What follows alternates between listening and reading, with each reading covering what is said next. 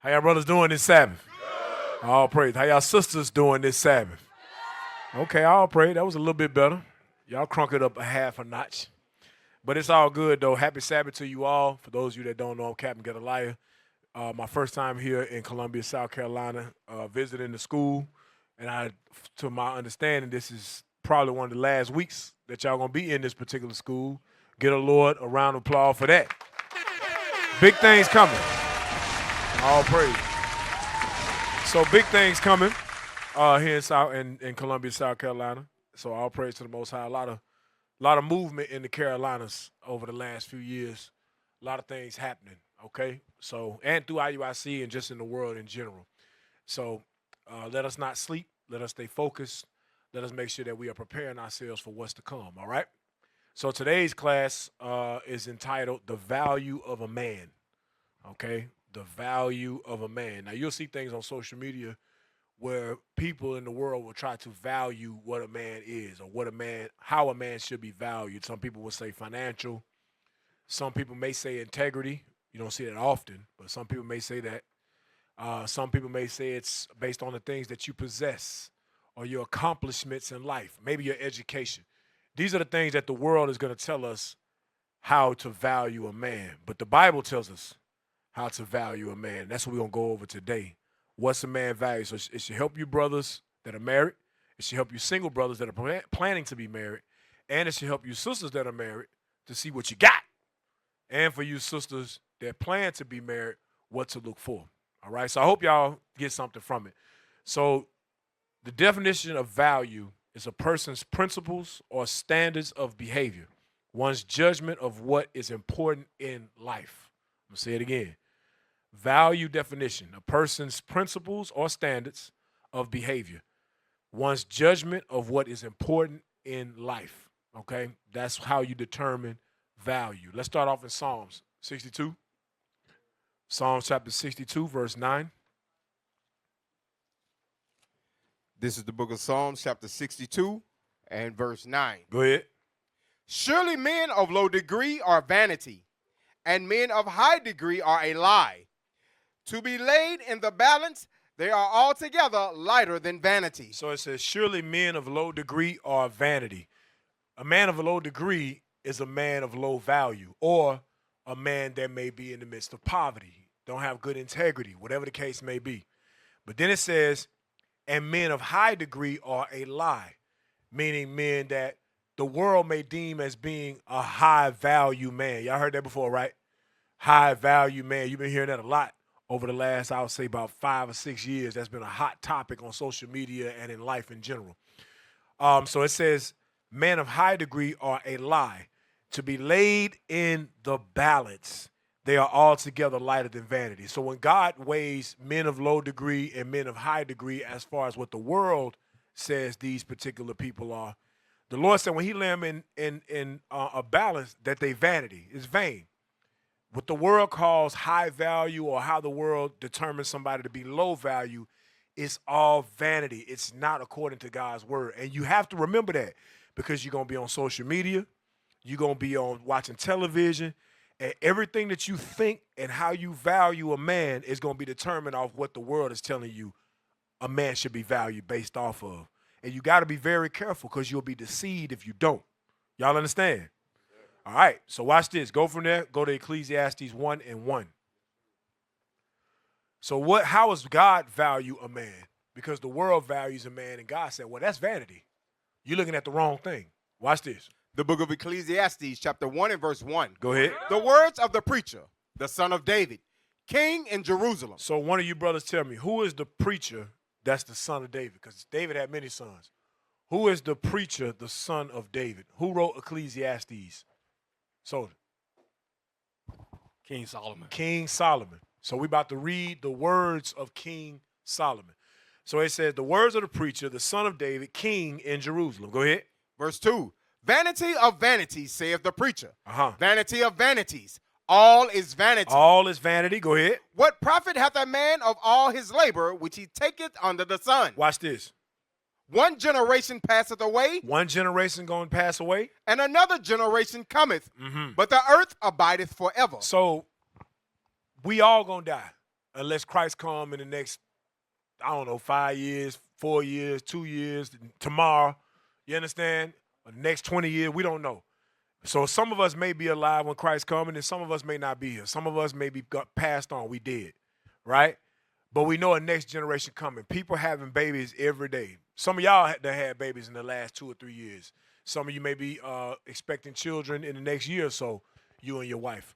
So the Bible says one generation comes, the other one passes away.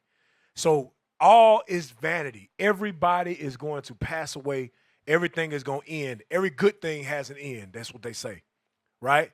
So we got to stop looking at the value of a man based off what the world says, because that's all vanity. And the people that's making these claims and creating these societal norms, they're going to die. And then another generation going to come. Right. So we, as the Israelites, repenting, getting ourselves together, we have to start setting the standard of what a man is valued off of based off what the scriptures say. Right. We set the standard, brothers.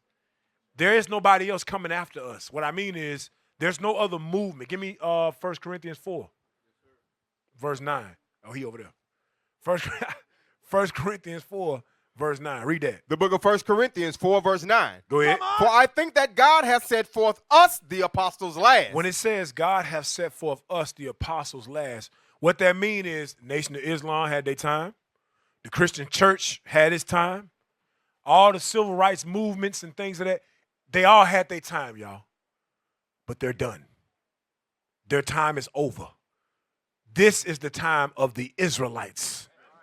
The Israelite man is rising up and he's setting himself and his house in order and our nation in order. It is what it is. Stop waiting for somebody. Ain't nobody falling out the sky to save us. What I mean is some new movement, because Christ coming from that sky, but he ain't falling out. He coming back intentionally. You understand what I'm saying? So nobody's coming to save us. We are the guys. It's us. And we're going to be the ones that's going to have to set our nation back in order like the Bible says. So don't look for nobody else to do it. You do it. We determine what the value of a man is based off our God's words. Read again. For I think that God has set forth us, the apostles, last. Read. As it were appointed to death. Come on. For we are made a spectacle unto the world, and to angels, and to men. Now when they see us rising up and speaking how we speaking, we a spectacle. That's why a lot of our stuff go viral. People think, man, these dudes is audacious as hell. Who is it? Who these black men talking like this? When they hear us speak, they say, whoa, whoa, whoa. You talk, y'all actually talk to the white man like that? Yes, we do. He's beneath us according to the Bible. Y'all actually tell y'all wives that they need to put on a dress? Yes. You damn right. You understand? And she's supposed to see that. Well, I mean, most women, it's inside them. All women, but some of them given to Satan. But most women, when a man takes authority, it do something to him, bro. If you know what I mean. When you take authority and you using God's word and you following and applying to your life, it do something to the woman because her natural state is to be submissive to us. She's fighting against nature when she's not being submissive. Y'all understand? When a woman says, I'm not submitting to my husband, I'm not submitting to the man, I'm not submitting to the leadership, I don't value black men, I don't value Israelite men, she's going against nature. Come on. And that's why they fall into so much hurt and pain and trouble, and they alone, and they got a dog when they 59. Hey. This is my love. I want you to meet John. You think you finna go in and meet her husband. You finna go meet a damn poodle or a doggone Yorkie. Huh? Feel me? Or I had to give John a bath. Like, damn, your husband, he that old, he can't even bathe himself? No, I was talking about my dog. It's like, damn, okay. It's whole social media. Go look at it.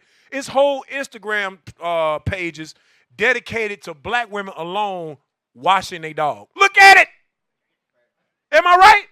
Combing the hair. I'm talking about this dude eating steak, damn avocado, eggs. I said, wait a minute, this dog eat better than me. You niggas are crazy. I'm looking outside my rib head like, wait a minute, how that dog eat better than me? She done made lamb chops for the dog and everything. Go look it up. I ain't playing. Alone. By herself with her dog. She going against nature, man. So we the guys, all right? Go to Sirach 43:1. So one generation comes, and then another generation passes on. That's how it happens. Go ahead. The book of Sirach, chapter 41 and verse 3. Fear not the sentence of death. Remember them that have been before thee, and that come after. For this is the sentence of the Lord over all flesh. So every man and every woman will pass on. That's the sentence of God upon all flesh. Go ahead. And why art thou against the pleasure of the Most High? And why are we against God's pleasure? Go ahead. There is no inquisition in the grave. There's no, when it says no inquisition in the grave, meaning there's no debate once you dead. Once you dead, you dead. You in the grave. Ain't no debate, well, Lord, I could have did this, or I probably should have did that with my life. It's like, no, whatever you did in your lifetime is what you did. Message. Can't do nothing to change it. You dead now. Go ahead. Whether thou have lived 10 or 100 or 1,000 years. It don't matter how long you live. Once you dead, you dead. There's nothing that you can do to inquire. There's no inquisiting. There's no debate. There's no going back and fixing things. You're done. So you have to have value while you live now. Skip down to verse 8. Verse 8. Come on. Woe be unto you, ungodly men. So it said, woe unto you, ungodly men, which have forsaken the law of the Most High God. Go ahead. For if you increase, Read. it shall be to your destruction. So ungodly men, because I know what y'all saying, or some of you may think. You see the world and you the glitz and the glamour and the camera angles and the LUTs and the color grade make you like pull you in. You're like, oh my God, wow, this is an amazing show. And the people on these shows and the people on these podcasts and the people that's on these platforms is saying things that are contrary to the Bible. And in your mind, you saying, but he rich though, but he's wealthy, but she's wealthy. The Bible said if they increase it's to their own destruction, they're going to be destroyed. The only people going to be left is the Israelites at the end of the day, those that keep the commandments and the faith in Christ. The rest of our people that don't keep the commandments, they're set up for the second death. They won't even be in the first resurrection. They won't be in that 1,000-year reign with Christ. Matter of fact, get that. We went over that last night, Revelation 20 and 4. I'm just going to put this out there for you all. Because some of you, I know y'all love the glitz and glamour, especially women. Oh, my God. Oh, my God, look at the lights. Oh, wow. Look at oh, my God, you see that bracelet she was wearing? Huh? You see how she living? Worry about the wrong stuff. Go ahead, Revelation 20 and 4. The book of Revelations 20 and verse 4. Go ahead. And I saw thrones, and they that sat upon them, and judgment was given unto them. Read. And I saw the souls of them that were beheaded for the witness of Jesus. Read. And for the word of God, and which had not worshipped the beast, neither his image, neither had received his mark upon their foreheads. So was the beast around during the time of John? The beast that we talking about in Revelation 20? He's seeing something when? In the future. So in the future, our forefather John the Revelator is seeing men and women that dedicated their lives to Christ even unto their death. Go ahead. Or in their hands, and they lived and reigned with Christ 1,000 years. And you're going to live and reign with Christ 1,000 years. Watch this, though. But the rest of the dead But the rest of the dead, that's our people that don't keep the commandments. Go ahead.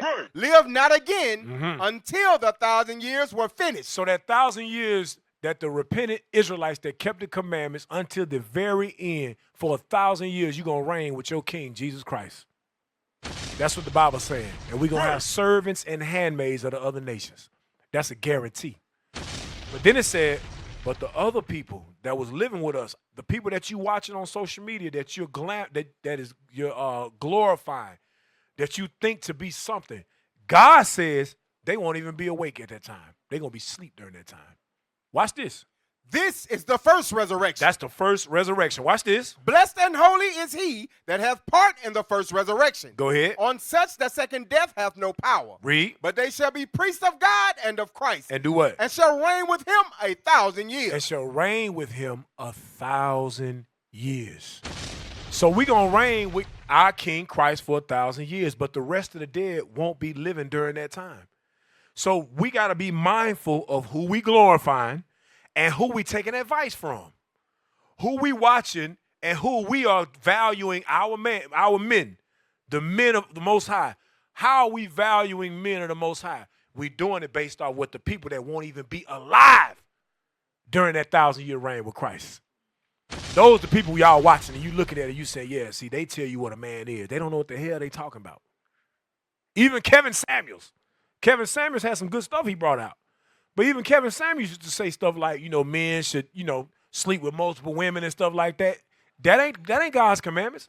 So even he Even though some of the stuff he was saying, we say, okay, that's some good stuff he's saying, was still not based all solely on biblical principles. Y'all understand? So who gonna teach it? We are. It's us. Go back to Sirach 41. Yep. Sirach 41, verse 9. Y'all got to tell me before we get started. Verse 8. Verse 8. Woe be unto you, ungodly men, which have forsaken the law of the Most High God. Go ahead. For if you increase, it shall be to your destruction. Watch this. And if you be born, you shall be born to a curse. You hear that? And if you be born, you shall be born to a curse. So this going into the children that those ungodly men left behind. They born into a curse. Go ahead. And if you die, a curse shall be your portion. Because black men in today's time, the ones that most people value are the ones that most people look at in the world. They was born into poverty, and guess what? They're going to die in poverty. And what I mean by that, they may die with a lot of money, but what they going to do with that money in the grave? Nothing. Absolutely nothing. And most black folks don't trust their families. They don't trust their wives, their kids. Most black men don't even leave an inheritance to their children. Hell, even Warren Buffett, an Edomite, one of the richest men in the world, he said, I ain't leaving my money to my damn kids. They crazy as hell. They going to mess up the money. Hell no, I'm giving it to charity. Think about that. You a billionaire. You say, I ain't give my kids nothing. Because he know he done raised a whole bunch of fools. Spoiled fools. I'm going to show you that in a minute. Go ahead. Verse 10. All that are of the earth shall turn to earth again. Yep, everybody going to die. So the ungodly shall go from a curse to destruction. Imagine that. You already living a curse in this world, and then you going to get destroyed too. Go ahead. That means your soul, by the way. Go ahead. The mourning of men is about their bodies. So men mourn over people's bodies. Go ahead. But an ill name of sinners shall be blotted out. That's what I want. But an ill name of sinners shall be blotted out. What are you going to be valued as and known as, brothers? What legacy are you going to leave behind? This is what we need to be planning for now. It's not tomorrow. It's not next week. Right here, right now, we need to be planning for what kind of legacy we're going to leave behind for ourselves, for our brethren, for our wives, and for our children. That's What right. example we going to lead the nation? Go ahead. Have regard to thy name, Hear that? Have regard to your name. for that shall continue with thee above 1,000 great treasures of gold. Whoa, no. We value the money. For that shall continue with thee above 1,000 great treasures of gold. So you cannot have money but have a good name and start over. What I mean is you can have money and lose it, but because you got a good name, people will hire you. A bank will trust you. What you think credit is? Credit ain't nothing but a good name, a good reputation. That's all it is. You have a reputation of paying back. So they say, hey, increase his credit score. So your credit score is supposed to value your integrity, your name, your accountability. Oh, he's accountable. Oh, he did miss a payment, but he did call us ahead of time and told us he was going to be 2 days late. He's always been on time. This is the first time he's ever been late in 4 years. No problem, Mr. Johnson. No problem, Mr. Israel. No problem, Mr. Such and Such, because of your name. Wait a minute. You such and such son? Oh, no problem. Your father was a great man. Your father had great integrity. And if you have the man that your father was, then yes, you can work here. Yes, we'll employ you. Yes, we'll give you a loan. I'm just telling you. I know it's hard for us in this society. It's hard for us in this captivity, and the current administration is showing you just that. But what I want you to see is the Bible still tells you a man is valued by his name. Right. Read again. Have regard to thy name, for that shall continue with thee above 1,000 great treasures of gold. Go ahead. A good life hath but few days, Because everybody going to die. Go ahead. but a good name endureth forever. Ain't we still reading about Noah? We still reading about Moses to this day. Just saying. Our forefathers and foremothers that was in this Bible, we still reading words about their lives, and they lived, some of them, thousands of years ago. So what's going to be written about you? How you going to be valued? What name you going to leave behind? Ecclesiastes 7:1. Every man and woman, but particularly the men, you should be worried about what type of name you leaving behind. What are you known for? Because once you get an ill name, brothers and sisters, it's very hard to shake it. Once you get a bad name in Israel especially, it's hard to shake it. Do we forgive you? Absolutely, because God forgive you, and we want God to forgive us. But when you get a reputation of being a whoremonger in this truth, you get a reputation of being a liar in this truth, covetous in this truth, do you be forgiven? Yes. But you put a stain on your name. People still remember. Yeah, but you still got to watch him. Don't put him over the money because remember, he stole from the congregation at one time. Yeah, we forgive you. Yeah, you back in the body, but nobody forgets. Especially, I'm going to tell you something about the women too. Sisters, you young sisters that think you know better, that can't wait, that's watching the world, that's horny, you'll get you a bad name. You go out here and you commit adultery or you commit fornication. If you commit adultery, you're done. Well, at least you're supposed to be. But if you commit fornication and you go out here and you play a harlot in the world, sis, it take a long time to get that name off of you. We done seen sisters in this truth that disobeyed their parents, that disobeyed the leadership, and went out and got a baby in the world. And they back in the body now. All praise to the Most High. But that little baby running around here, who we love, we do love that baby. Because that baby's an Israelite. We love that child. But that child is a constant reminder of what you did. So now, 6 years, 7 years go by. All praise to the Most High. You've been forgiven. You back in the body. You doing works. We love you. But when you ask about a man, or when that brother asks us about you, and he say, how long she been in the body? And we say, well, she been in the body about 10 years. But that baby 4 years old. What happened? A man of God going to ask them questions. Am I right, brothers? Yes, sir. A man of God going to say, wait a minute, Cap. You said she been in the body 10 years. But that baby 4 years old. She ain't married. Because it could be a case. She could have got married in the body, and her husband bugged the hell out and left. Okay, that could be the case. Or she could have went out there. She could have bugged out and went out there just like Deacon was just saying and got her some nigga in the world, got her pregnant, had a baby, and she came back into the body. That's a stain on you. I'm not saying you won't be married. I'm not saying you'll never get a husband. But a man of God going to ask them questions. And he going to want to know because most brothers don't want to be with a sister who was in the truth and fornicated, got put out, and now she back in the truth. I'm just telling you, we hope that you still get married, but we can't make a brother marry you. I'm just telling you. So while you got the opportunity right now, keep you a good name. Keep yourself pure. So when it is time for you to get married, we all giving, what the scripture say, you want to give a good report? Mm-hmm. You want the leadership to give a good report. Now, I'm not talking about you was 16, 17, 18, 19 before you came in the truth, you did foolishness, or you was in your 20s or 30s, and before you came in the truth, you did some foolishness. I'm not even talking about if you was in the truth, got put out the body for some stuff, and you back in the body, and you got a good name, and you doing the work. It is what it is. But for you sisters that go out there and you play the harlot, and you get pregnant, and you bring a baby in here, I'm just letting you know how the brothers is looking at you. They may love you, but they don't guarantee they're going to marry you.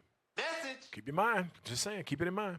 Ecclesiastes 7:1. The book of Ecclesiastes, chapter 7 and verse 1. Go ahead. A good name is better than precious ointment. Go ahead. And the day of death than the day of one's birth. Right. So a good name is better than precious ointment, and the day of death better than the day of death than the And the day of death than the day of one's birth. Why is the day of death better than the day of one's birth? Who could tell me? If you're paying attention to the theme of the class, also Manasseh. Get a mic. Hold on, get your mic. Shalom, leadership. Shalom, shalom. Because you left a good name behind you. That's right. Because when you're born, what have you done? Nothing. You a baby. Somebody got to feed you and teach you and all that. Change a diaper. So you haven't done anything yet. But once you live the life, you've left a legacy. So the Lord said, well, it's better for the day of one's death, it seems like, than the way of one's birth. The day of one's birth. Sirach 3, verse 8.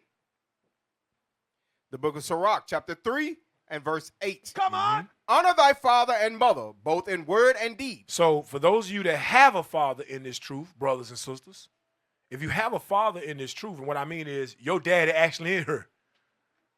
We got spiritual fathers, bishops, deacons, captains, right?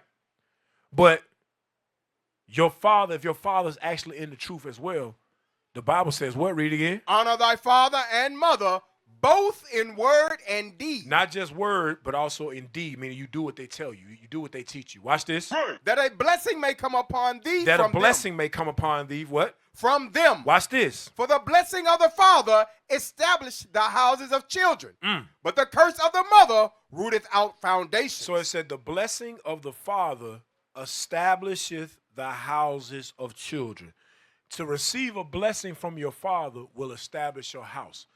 Why you think Esau, when you see these Edomite marriages, whether it's Amalek, whether it's Italians, you ever see how everybody comes to the wedding and bring $1,000 or something like that? And it'd be like 100, 200, 300 people come up there and bring $1,000. They literally start their children off with 400, 500 grand. Imagine that. But I ain't giving none of y'all $500,000 if I don't trust you and I don't know your spirit right in the Lord. Right.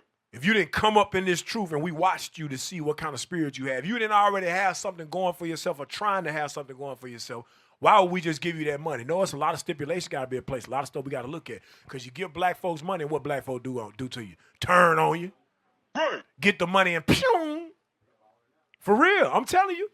Imagine you got daughters. Brother, play that game for 4 years proving your daughter. Get to the wedding feast and you get him $350,000. Then he leave her ass and take all the money. Now you look like Boo Boo the Fool as a daddy. No, sir. No, sir. We got to prove you. Unfortunately, you can't trust black people. That's right. And we're all black. All right? So, but the blessing of the father establishes the houses of children. So the father's integrity, the way he moved, all of that will set his children up after him. That's how a man is truly valued. Go from there. Go to Deuteronomy 9. I don't think I'm going to get through all this. Deuteronomy chapter 9. Start at 1. I'll skip around a little bit. Yes, sir. The book of Deuteronomy, chapter 9 and verse 1. Go ahead. Hear, O Israel, thou art to pass over Jordan this day to go in to possess nations greater and mightier than thyself. Go ahead. Cities great and fenced up to heaven. Go ahead. A people great and tall. The children of the Anakims, The children of the Anakims. Go ahead. whom thou knowest, and of whom thou hast heard say, who can stand before the children of Anak? Read. Understand therefore this day that the Lord thy God is he, which goeth over before thee as a consuming fire. He shall destroy them, and he shall bring them down before thy face. So shalt thou drive them out and destroy them quickly, as the Lord hath said unto thee. So we ain't never seen nothing like this. I'm going to just be real with you. I'm talking about us living right now. We have never felt or seen such love in our life. Where the Lord took us out of slavery from the hands of another people, and then everybody that got in our way, we watched him destroy them one by one by one. I'm talking about great nations. We never seen that type of love. Many of us still, even though you in the truth, think God don't love you. But at this time, our forefathers saw it. We're going to see it again. Don't worry. We're going to see it again. But our forefathers saw it firsthand. Watch this next verse. Verse 4. Speak not thou in thine heart, after that the Lord thy God hath cast them out from before thee, saying, for my righteousness the Lord hath brought me in to possess this land. So don't say in your mind just because the Lord did that he did it because you were so righteous. Go ahead. But for the wickedness of these nations, the Lord doeth drive them out from before thee. Now watch this. Not for thy righteousness, or for thy uprightness of thine heart. Come on. Doest thou go to possess their land. But for the wickedness of these nations, the Lord thy God doeth drive them out from before thee, and that he may perform the word which the Lord sweareth unto thy fathers Abraham, Isaac, and Jacob. Who caught it? The Lord said he didn't do it because of our righteousness. Why he do it? Because of our fathers. Because of the name that Abraham, Isaac, and Jacob left behind, the Lord said, you know what? Even though your children rebelled against me in the wilderness, because we was rebellious as hell when you read Numbers. We rebelled in Exodus. We rebelled in Numbers against the Lord multiple times. The Lord said, listen, Moses, it is what it is. I'm starting over with you. Moses had said, but what about what you promised the fathers? Your name is attached to the Israelites. Your name is in their name. Israel. God's name is in there. El meaning God. Your name is in there. So what's going to happen to these people if you destroy them? And what's going to happen to the promise that you left for Abraham, Isaac, and Jacob? He said, you know what? I do love Abraham, Isaac, and Jacob. Even though these folks wicked, you're right. I'm going to keep my promise that I gave to their fathers. So was it for us, as wicked as hell as we've been? Why did God establish our house? Because of who? Because of our fathers. Never forget that. Always honor your fathers. Even now. Our bishops, honor those men. They're not asking you to honor them either, by the way. They're very humble. Honor those men that came before us. So if you are a son or a daughter of the leadership in IUIC, you shouldn't be doing no backdoor marriage stuff. Right. You shouldn't be out here fornicating. You shouldn't be out here doing none of that foolery because you respect your fathers and understand it was those men that was out there prophesying when nobody coming in the body, when there wasn't no purple caftans, when there weren't no purple shirts, no big armbands. Those men was on the street in the cold. Go back and look at Bishop old videos. He out there in the cold, gloves on, everything, scarf on, everything. Nobody coming up to the camp teaching. And then you come in here and you disrespect those men now. And the Carolinas, I'm tell you something. Up under Bishop Asaph, we should not embarrass our bishop. Right. We should not embarrass our bishop. Because that man labored many years in this truth. You understand what I'm saying? And he a father to us. It's an honor to be up under this man. It's an honor to be up under Bishop Nathaniel, Bishop Kanai, the deacons. It's an honor to have our name attached to these men and say, man, I get a chance to go see Bishop Asaph 2 hours away. Any Sabbath, I can go see Bishop. I remember watching him on the class as Deacon Asaph when he was a deacon in New York. Never thought I'd be this close to him. 2.5 hours away. Some of you in his congregation. Some of you came from up under him in, Concord, y'all was all that together before y'all broke off? Charlotte? Okay. I'll praise. 7th school was IUIC, North Carolina, the Carolinas. The 7th school out of all the IUIC schools, and the Lord sent Bishop Asaph here to lead us. So honor your fathers that are establishing houses for you, just like our fathers had to do in ancient times. All right? Go to 1 Kings 5:1. Yes, sir. So this is how men are valued based on what they leave behind, their legacy that they leave behind. And that will then establish their children. 1 Kings 5:1. The book of 1 Kings 5, verse 1. And Hiram, king of Tyre, sent his servants unto Solomon, for he had heard that they had anointed him king in the room of his father. Mm-hmm. For Hiram was ever a lover of David. Ever a lover of Solomon. Of David. Of who? Of David. So how did Hiram, right? Mm-hmm. Why did he help King Solomon? Or why did he even send his servants to Solomon? Because he loved King David. Because he loved David, Solomon's father. So now Solomon gonna get opportunities because of what his father did. That makes sense? Keep reading. Verse 2. And Solomon sent to Hiram, saying, Thou knowest how that David my father could not build an house unto the name of the Lord his God, for the walls which were about him on every side, until the Lord put them under the soles of his feet. Go ahead. But now the Lord my God hath given me rest on every side, so that there is neither adversary nor evil occurring. So David couldn't build a house. Why, brothers? Because too much blood on it. Too much blood on his hands, showing you David was a killer. Right. I'm just telling you. And it ain't what you think. Because I know what you're thinking. You thinking about some type of, I don't know, cartoon. No. This real deal. Yeah. And he could sing. And he made music. And he was handsome. All the women wanted him.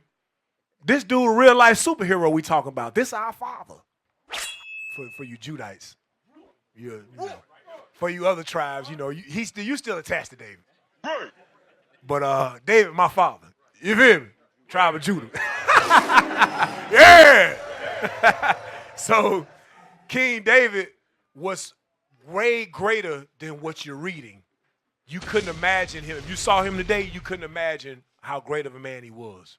So great that kings from other nations said, listen, your father was great, Solomon. I'm going to have whatever you need. It's yours because I love your daddy. He's a good man. Y'all understand? A great man. That's the type of legacy we want to leave behind for our children, brothers. Right.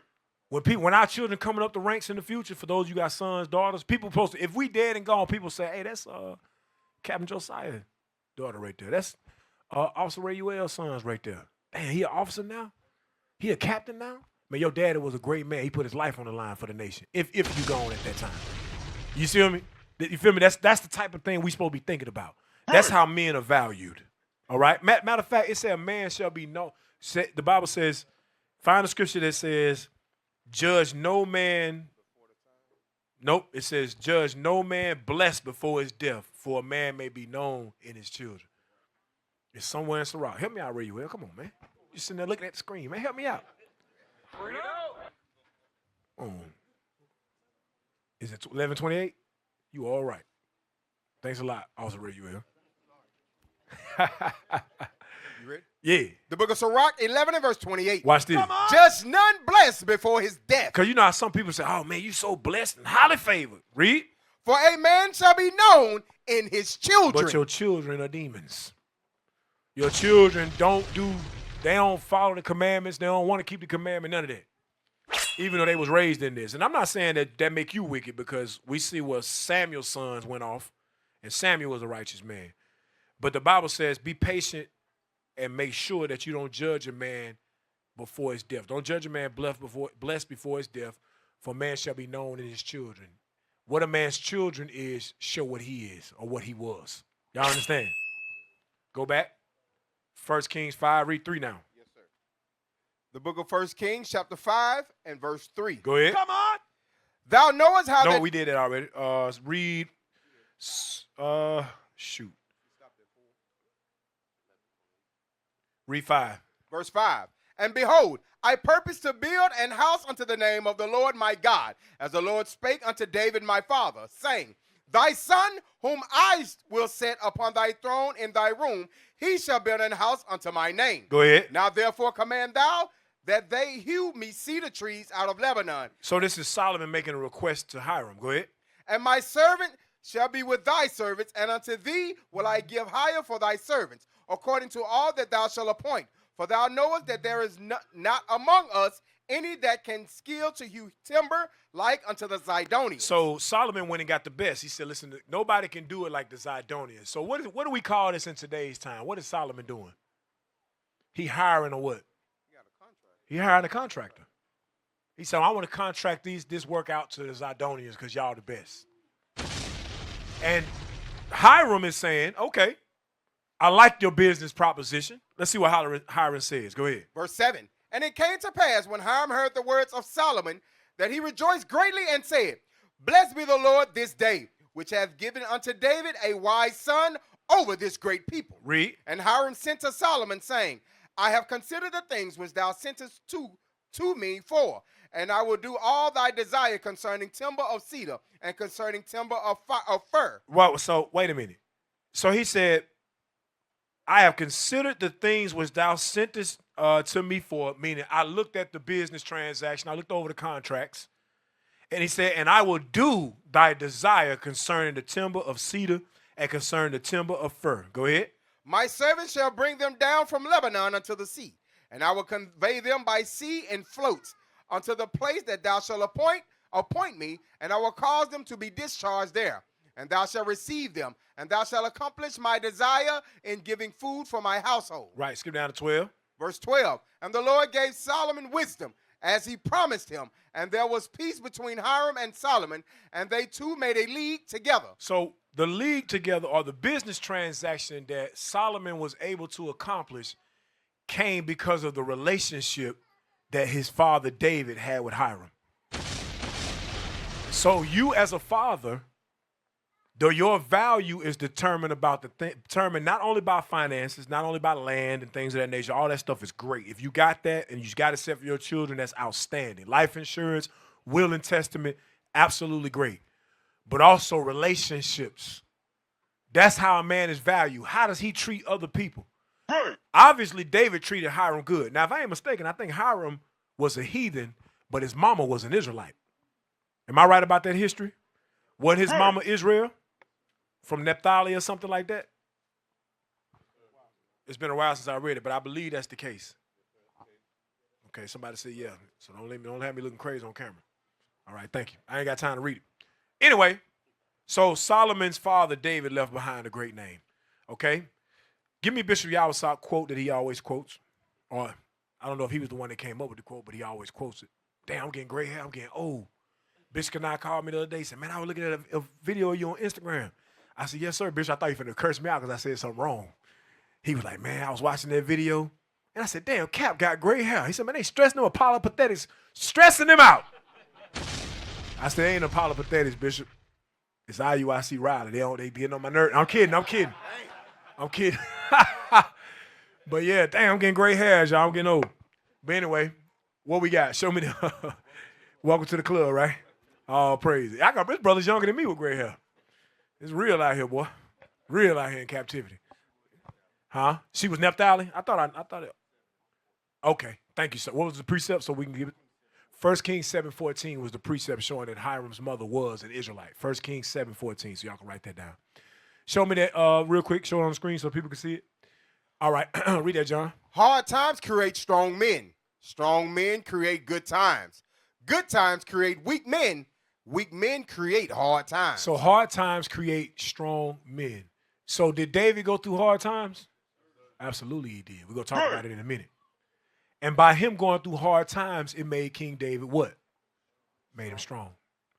And by him being strong, he created what for his son Solomon that came after? He created good times for Solomon. All right, so let's get into that. Go to Sirach 47, verse 1. So I'm giving you this, so when you looking for a husband, sisters, all right, or when you in the congregation and you know you doing your works and stuff like that, and there's a brother that catch your eye, these are the things you should be looking at. What kind of name does he have in the congregation? Is he a man of the Most High? Do he have camp videos? Right. Is he out seeing, even if he's not a teacher yet, he may be a soldier. We've had soldiers get married. Officers of 10 get married. He may not teach a whole lot, depending on the size of the congregation, but he out there holding posts. He reading. He in the study circle. He on the law class. You understand what I'm saying? He at camp one-on-one. He's showing value in that regard. Okay? Go ahead. The book of Sirach, chapter 47 and verse 1. Come on. And after him rose up Nathan to prophesy in the time of David. Go ahead. As is the fat taken away from the peace offering, so was David chosen out of the children of Israel. Go ahead. He played with lions as with kids. He played with lions as with kids. And with bears as with lambs. And with bears as with lambs. Go ahead. Slew he not a giant when he was yet but young? Mm-hmm. And did he not take away reproach from the people? So David was mighty. Go ahead. When he lifted up his hands with a stone in the sling and beat down the boasting of Goliath? Go ahead. For he beat him down. You know that's black folks right there. Beat him down. Beat the brakes off of him. Go ahead. For he called upon Took his head clean off with his own sword. Boy, I said, woo. I said, if you could have just been a fly on the wall. Seen that thing. He talking cash money. Little young man come out of nowhere. Young, handsome. They said, oh, look at this little nigga. Okay. Throw that damn slingshot, hit him center of the head, then go take his sword and take his head clean off. Boy. Then say you defied the armies of the living God. Who the hell you think you is dealing with the Israelite like that?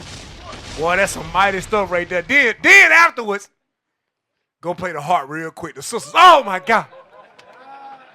Sister passed out when they seen all that. He taking heads off, and he could play music, look good. He a real king.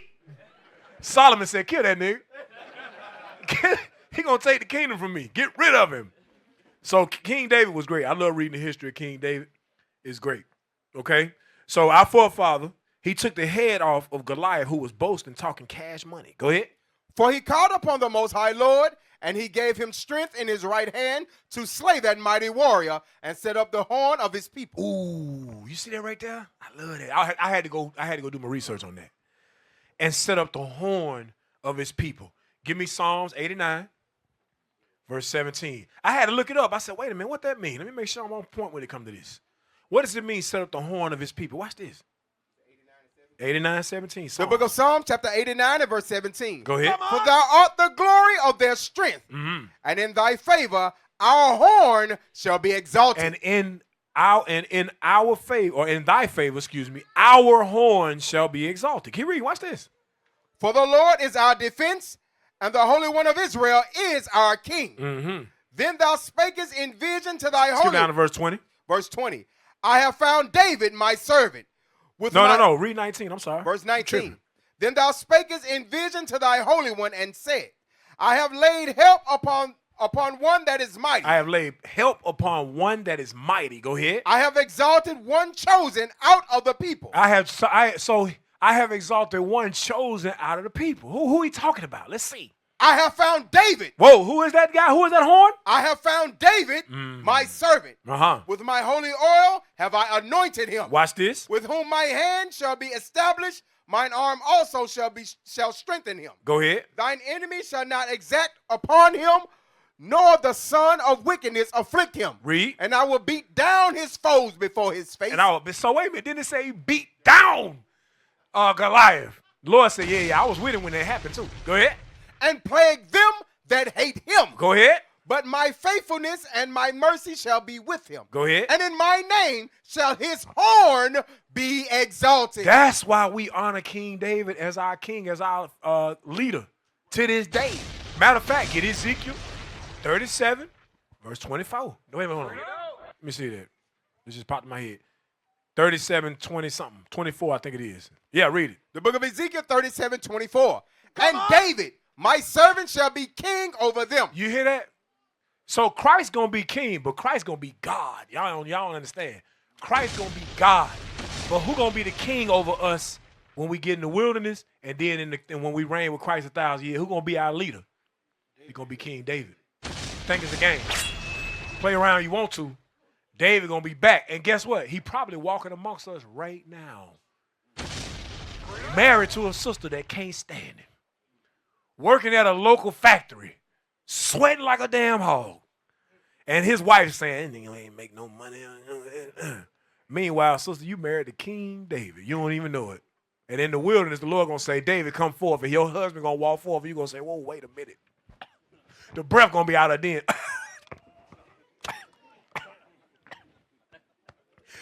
Lord, you say he who? Yeah, he King David. That's who the hell he is. Better get right. Go ahead, Cat. What you about to say? Yeah, I want to back you up. Get Hosea 3. Hosea chapter 3, read 4 and 5 real quick. The book of Hosea, chapter 3 and verse 4. Come on. For the children of Israel shall abide many days without a king. Go ahead. And without a prince, and without a sacrifice, and without an image, and without an ephod, and without a teraphim. That's the time we lived in before waking up, understanding who we are. Watch this. Afterward. And what? Afterward. And afterward. Shall the children of Israel return and seek the Lord their God. Seek what? The Lord their God. That's Christ. We shall seek the Lord their God. And David their king. And David their king. So Cat was 100% on point. And you read? So David will be around. Go ahead. And shall fear the Lord and his goodness in the latter days. Fire in the latter days. That's good precept right there, boy. Y'all like that precept, brothers? Yes, sir. Yes, sir. Go back to Ezekiel 37. So we're going to seek the Lord. Like you said, that's Christ. And David, our king. That's why I said don't play no games, sister. You don't know who you married to. Right. Brothers, be mindful who you disrespect. Remember the scripture said we are entertain what? Angels unawares. We don't know who we dealing with. Be mindful. Hey, and don't look at a man while he down either. Brother lose his rank. Brother, go through some trials. Don't look down on that man. You don't know who you're dealing with. Because David, some things, and we're going to get into it in a minute. Some things happened during David's life, and people was talking what? Cash money-ish about him. Even his own son, Absalom, rose up against his father. Just telling you. Ezekiel 37 again, verse 24. Ezekiel 37, 24. And David my servant shall be king over them. Read. And they shall have one shepherd. They shall also walk in my judgments and observe my statutes and do them. Read. And they shall dwell in the land that I have given unto Jacob my servant, wherein your fathers have dwelt. And they shall dwell therein. And they and their children and their children's children forever. And my servant David shall be their prince forever. Shall be their prince forever. So King David will always rule over the kingdom of heaven. Rule over the Israelites in the kingdom of heaven. He always gonna be the king. But of course, he not God because Christ is God. And his father is the most high God. But they all gonna be there with us. They all gonna be there with us. All praises to the most high. Beautiful. Go back. Sirach 47. So that's what it means, his horn shall be exalted. Set up the horn of his people. The Lord set King David up to be king forever over the nation of Israel. Beautiful. Go back. The book of Sirach, chapter 47 and verse 6. Yep. So the people honored him with 10,000s and praised him in the blessing of the Lord. Go ahead. And that he gave him a crown of glory. Read. For he destroyed their enemies on every side and brought to naught the Philistines, his adversaries, and break their horn in sunder unto this day. Go ahead. In all his works he praised the Holy One Most High with words of glory. And with his whole heart he sung songs and loved him that made him. So this brother, King David, was highly valued, and it says he gave God the glory in all things, and he loved the Most High. Y'all understand? That gives a man value.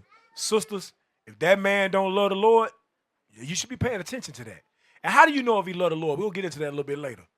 Some keys to know if he really love the Lord or if he just here. Y'all understand? Because I've seen sisters may say, hey, I like that brother over there. And I'm looking like, sis, him? Like, no offense, but that brother don't do nothing in the congregation at all. He don't do nothing. Like, he just here. But he's handsome. Oh, okay. Well, we see what you're doing. You got lust on you. You're looking at the outward appearance. We'll get to that in a minute, too. I'm getting ahead of myself. I got so much I'm going to get to. Keep reading. Verse 9. He set singers also before the altars. Singers. Also before the altars, that by their voices they might make sweet melody, and daily sing praises in their song. Watch this. He beautified their feasts and set in order the solemn times until the end. So he made the feast days fun, beautiful, glorious. Go ahead.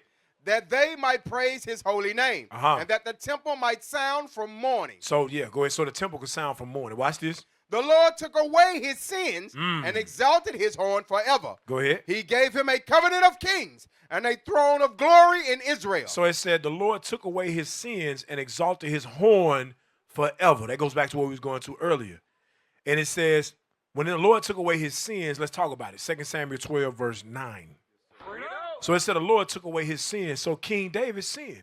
That's why I said you can't judge a man off of his past mistakes.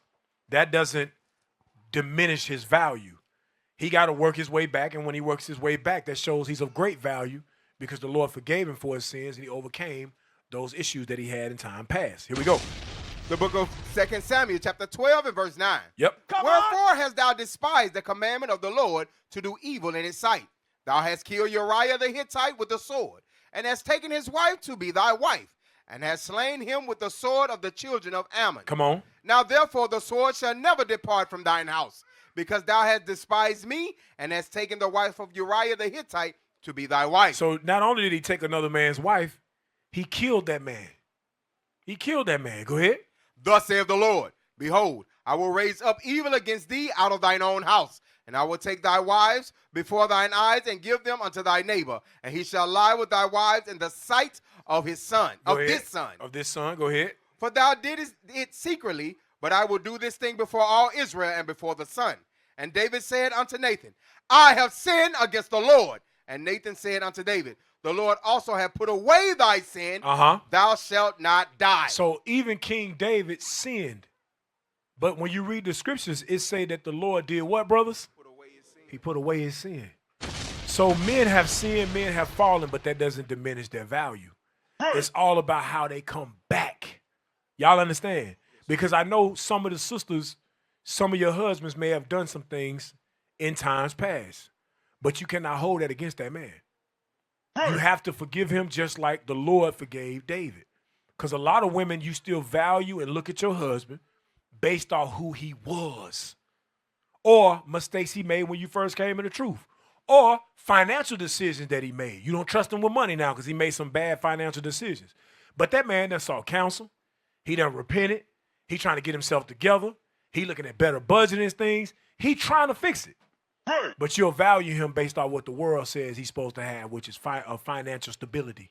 Some brothers is living check to check in their household. Some brothers is one missed check away from being out there on their ass. That is not a reason to devalue that man, especially if he keeping the commandments. I'm going to show you that in a minute.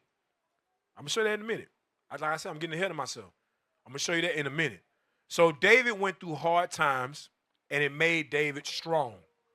Then David created good times for his children after him, Solomon in particular. Understood? Go to Sirach 47 again, Yes, sir. and let's read 12 now. The book of Sirach, chapter 47 and verse 12. Yes, sir. After him rose up a wise son, So this is after David died. Go ahead. and for his sake he dwelt at large. And what? For his sake he dwelt at large. What they say in the world? Living large? How the hell was Solomon living large? Because the works of Did Solomon have to go to war? Do you read about Solomon having to go to war? Nope. You know why? Because when his daddy was alive, his daddy was kicking ass. Anybody can get the smoke at any time with King David. To the point where they said, listen, man, I'm telling you, that dude mighty. You read about that. Ahithophel said, bro, I'm telling you, Absalom, you a young dude. You a YN. Absalom was a YN. Absalom thought he can fight his daddy. Ahithophel said, that ain't what I'm telling you to do. Said, no, that's not what I said. You know, you seen Friday, he said, what'd you come around? He said, you want something too, old man? No. What's the other movie he said that too? On Django. Remember on Django? He said, you want us to treat him like white folks? He said, no. Hell no. Don't get it twisted. I don't want you to treat him like white folks. So it's the same thing we reading about right here. David was mighty. I got to get it about the Ahithophel. I got to get it. 2 Samuel. I'm sorry. I got to get it. Oh, God. 2 Samuel is later in the chapters. It's later in the chapters. It might be 16, chapter 16. I know I got it highlighted because I love that history. 2 Samuel 16. And nope.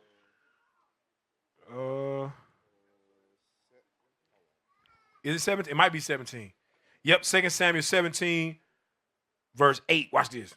So this is Ahithophel talking to Absalom. Watch this. The book of 2 Samuel, chapter 17 and verse 8. Come on. For said Hushai, thou knowest thy father and his men, that they be mighty men, and they be chaffed in their minds, as a bear robbed of her whelps in the field. And thy father is a man of war, and will not lodge with the people. So listen what he said about him.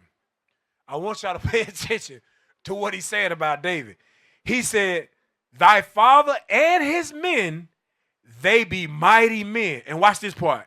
And they be chaffed in their mind as a bear robbed of her whelps in the field. Say we was out in the field right now, just me and you, Cat. We out in the field. We see a bear. The woman bear, she go off in the woods, and we see her babies. And we grab one of the babies and say, we're going to run off with that joint. Out of nowhere, you finna hear, you know how fast a bear run? Bear run 40, 50 miles per hour. Quote me on that. Go Google, quote me on it. Bears run fast. All you going to hear, you heard the she bears. You seen the she bear. I know y'all little kids watch the she bears, watch and read. Yeah, that's real life. A she bear will rip your behind apart. So he said, how fast they run? I'm all right. See, I got a little bit of Discovery Channel in me. Grizzlies and brown bears can run up to 35 to 40 miles per hour. So you got a bear running after you 40 miles per hour for touching their babies. At that moment, what's that bear's mind? Is that bear's mind sane? In that moment, what's that bear's only determination to do what? Kill everything. To take your ass out. So Ahithophel or Hushai is saying, oh, your daddy crazy. Oh, that nigga real crazy. Him and all his men, they crazy. That's what it means, chaffed in their mind. You think you finna roll up on this man? No, he crazy. And remember, Bishop read that quote for those of you that was at the Island Men's Conference. There's a quote by a man named Tim Kennedy. And he said, to be a man of peace, you must first be capable of great violence, extreme violence, or else you're not a man of peace. A man of peace, he can take it there. Hey. Yeah, I'm cool, I'm calm, I'm collected, but try me. That's what King David was. I'm cool, I sing, I look good, I'm up here doing my thing with the timbre and the harp. You may think, oh yeah, he's soft, isn't he? Okay, try me. And that's what he's saying right here. That dude chafed in his mind, bro. Don't do it. Don't do it. So I'm just highlighting King David. It's the spirit. It's the spirit. It's the spirit. We try to be like our father. Right? For you Judites. Hey. You're trying to be like your king if you're of another tribe.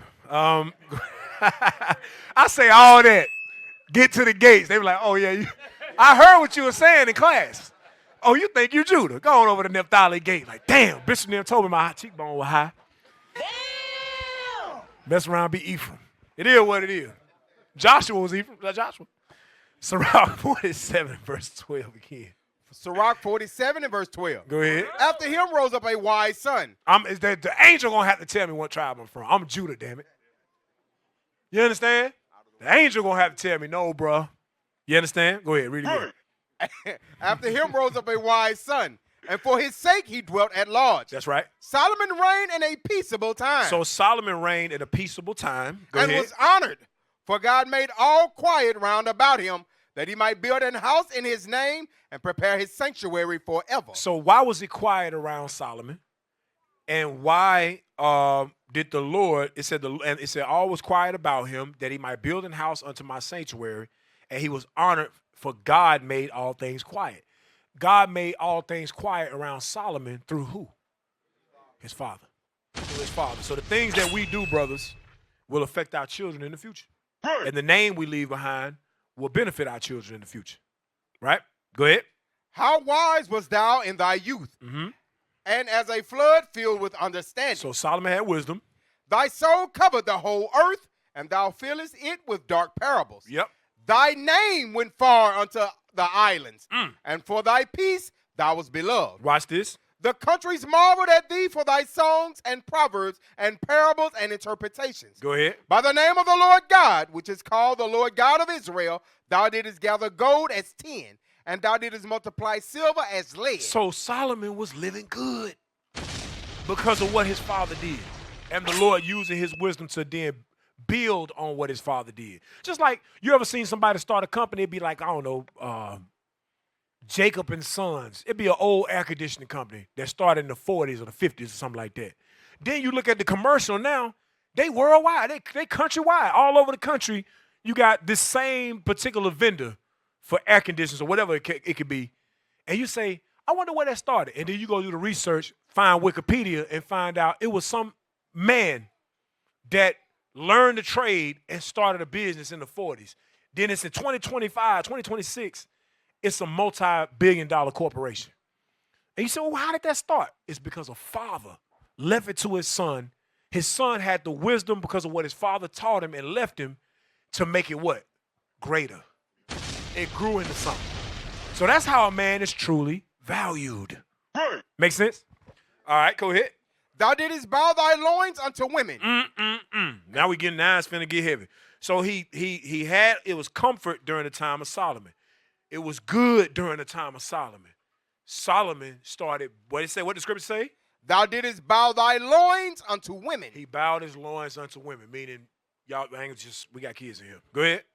And by thy body thou was brought into subjection. And what did those women do to Solomon? What did they cause him to do?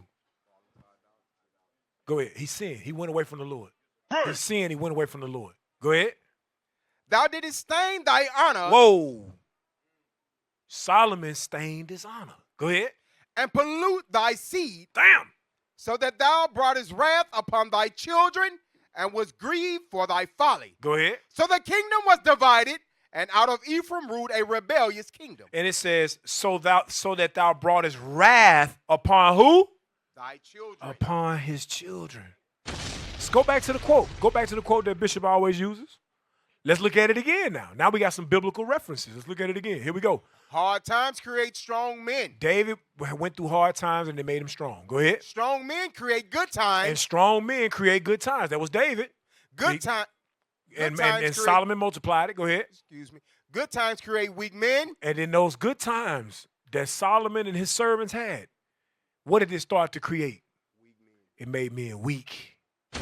Because his son Rehoboam, was he strong or was he weak? He's weak. Weak. Go ahead. Weak men create hard times. And then watch this. Let's keep on reading in the history. Let's go back to it. Sirach 47, read verse 20 again. Verse 20. Thou didst stain thine honor and pollute thy seed. Go ahead. So that thou broughtest wrath upon thy children and was grieved for thy folly. And grieved for thy folly. Go ahead. So the kingdom was divided, and out of Ephraim ruled a rebellious kingdom. So since he brought wrath upon his children, what happened to the kingdom, brothers? It was split It was divided.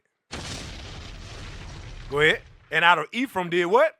And out of Ephraim ruled a rebellious kingdom. And our forefathers, northern kingdom, went off. Go ahead. But the Lord will never leave off his mercy. Mm-hmm. Neither shall any of his works perish. Neither will he abolish the posterity of his elect, and the seed of him that loveth him he will not take away. Wherefore he gave a remnant unto Jacob, and out of him a root unto David. Read. Thus rested Solomon. And that was Christ that ruled out of David. Go ahead. Thus rested Solomon with his fathers. And of his seed he left behind him Rehoboam. Go ahead. Even the foolishness of the people. And What he call his son? the foolishness of the people. Those good times made weak men. Those good times made weak men. You know what I want to also highlight, brothers and sisters, but particularly for the brothers? All the pain and suffering and late nights and blood, sweat, and tears that the bishops and deacons done put into this truth to make IUIC what it is today, of course, by the Spirit of Christ. We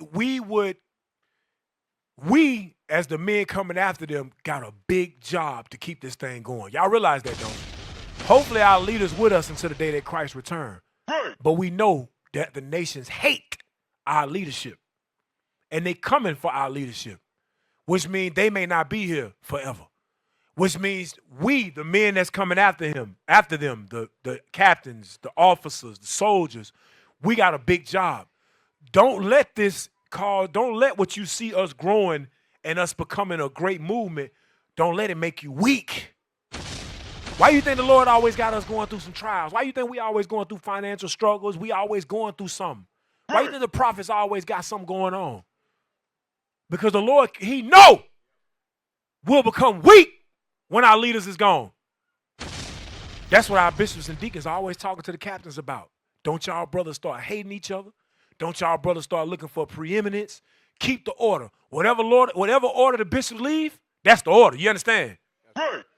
One of you officers can be who the leadership say is going to be a captain over me. And guess what I got to do? Fall in order. Because it ain't about me and my feelings and want preeminence. It's about what the leadership has established and the legacy that they leaving behind. I'm just telling you, don't let what you see IUIC becoming a great movement make us weak. Because you know what we see? A lot of you 50s through 90s don't study. Because we ask you basic questions, and sometimes you trip over it. And we're like, wait a minute. We've been going over Romans 6, Romans 7, Romans 11 for years. And then we ask you a question. Oh, no. How you not know? And we've been teaching you for this. We've been going over this. That's showing you that what, brothers? What? That's showing you God has given us a small microcosm of what? That we could do what? Become weak. Don't sleep. Am I right, Cap? Go back. What was we at? We at verse 23. Yeah, go ahead. So Rehoboam was the foolishness of the people because he was weak. Go ahead. Even the foolishness of the people, and one that had no understanding. Read. Who turned away the people through his counsel. Read. There was also Jeroboam, the son of Nebat, who caused Israel to sin and showed Ephraim the way of sin. And he showed Ephraim the way of sin. They went off. Go ahead. And their sins were multiplied exceedingly. Damn. That they were driven out of the land. For they sought out all wickedness till the vengeance came upon them. And they sought out all wickedness until what? The vengeance came upon them. Till the vengeance came upon them. And guess what? This was all written for our learning. Right. Everything we read right here was written for us to learn from, brothers. Message. We want to be valued as great men according to the Bible. Then we cannot fall into what we just see right here. We got to be what David was. Right. A man that persevered and was strong in hard times to make himself stronger. We got to be what our bishops are, our deacons are, these men that was in the beginning. Some of you don't even come to Camp 101. Right. Some men won't even come to Camp 101, study calls, none of that. Guess what you're becoming? Becoming weak. So now when we on the streets and a Christian come up with a scoffer, easy question, Galatians 3. A senior officer or a captain got to come grab the mic because you stumbling, looking bad. And you say, I don't understand why the scriptures won't stick to me. Because you're becoming weak. You're becoming complacent. You think you made it. You ain't made nothing. We ain't made it to the kingdom. Right. Until Christ cracked that sky and you in that chariot And then even then, you got to go in the wilderness and prove yourself that you're not a rebel. We ain't there yet. So I'm just telling you, for those of you that's skipping out on the things that our leadership put in place, those of you that complain about what position you in, every time Passover come around, you mad because you ain't promoted, go back and look at the year before and see what you did. 2 write-ups, absent to all of the functions. Your wife, she don't do nothing. Your kids always in trouble. They had to kick. It's embarrassing your kids got to get kicked out the kids' room, bro. I'm going to say it again. It's embarrassing that we got to kick your kids out the kids' room on the Sabbath day. But they don't have no problems at the school, at the white man's school. Because they come home having problems at the white man's school, the white man suspend their ass. Or the white man start prying into your life. They pull your child in the guidance counselor and say, so how's your life at home? They make me wear these things on my clothes, and we don't celebrate Christmas. And that white woman saying, uh-huh. And what else? Or the black woman, too. The unrepentant black woman. And what else? And they beat you with a belt? Oh, my God. Now CPS coming to your house, Child Protective Service, pulling up on your crib. So your kids know how. You tell your kids, you better make sure you behave at that damn school. Because you know what'll happen. But your kids come to is that the kids' room over there? Your kids come to that kids' room over there, and they face plastered up against the glass. You know, my kid face, like, what the hell? You ever seen Baby Kid? Pee-wee, that you? You ever seen that? Go back and watch Baby Kids. Them kids were bad as hell. They was causing the damn CIA said, man, Baby Kids is here. You seen the movie? Y'all Cap ain't seen nothing. You know what I mean? I don't watch no damn. Who seen Baby Kids? Remember the CIA was after them damn kids. They were that bad. The damn amusement park had to call the feds in. Am I right? Bad as hell. That's some of y'all kids in the kids' room. They got to call the captain in there. Cap, please. They acting a fool in there. They ain't going to listen to nobody but you. Why the captain got to come? You understand? I'm just saying. Anyway, y'all be going off sometime. Y'all help me. Y'all supposed to bring me back, brothers. Romans 15:4. So all these things was written for our learning. Romans 15:4. This is why I can't never finish no classes. Romans 15, verse 4. The book of Romans 15, verse 4. Come on. For whatsoever things were written aforetime were written for our learning. Go ahead. That we through patience and comfort of the scriptures might have hope. Right. So everything that was written aforetime was written for our learning, that we through patience and comfort of the scriptures might have hope. Everything that we read earlier about the hard times our forefathers went through, and then the good times our forefathers went through to make them weak, is all for us to learn from, that we don't do what? Repeat that same cycle. Okay? As far as the weak becoming weak. Isaiah 13:12. So these are how men are valued according to God, not man. Come on. The book of Isaiah, chapter 13 and verse 12. I will make a man more precious than fine gold. Read. Even a man than the golden wedge of Ophir. So there's going to come a day when the Lord is going to make men more precious than fine gold. Meaning in that day, you're not going to be looking for money. You're going to be looking for a man. Isaiah 32:1. In that day, women not going to be worried about, dang, what's your credit score, or how much money you got in the bank. I'm going to show you when that time period going to be. Isaiah 32:1. The book of Isaiah 32 verse 1. Behold, a king shall reign in righteousness, and princes shall rule in judgment. Go ahead. A man shall be as an hiding place from the wind. Wait a minute. It said a man shall be the hiding place from the wind, meaning from the cold, protection. Go ahead. And a covert from the tempest. Go ahead. As rivers of water in a dry place, as the shadow of a great rock in a weary land. So the Lord is going to make it to where a man is a hiding place from the wind. When the wind blowing, what you need? You need covering. When it's a storm outside, when you know how it be raining outside, and sometimes you be like, damn, man, what if I was homeless? Or you ever be riding in the rain and you see a homeless person try to catch themselves up under a bridge or something like that, and you feel bad. You're like, damn. Imagine if I was homeless and didn't have nowhere to be during the rain. God said that's what a man going to be. He going to make it to where men are a covering from the rain. Men are a hiding place from the wind. Men are rivers of water in a dry place. Men are the shadow of a great rock in a weary land. The Lord is turning us into that gold, brothers. sisters. That's what men are becoming.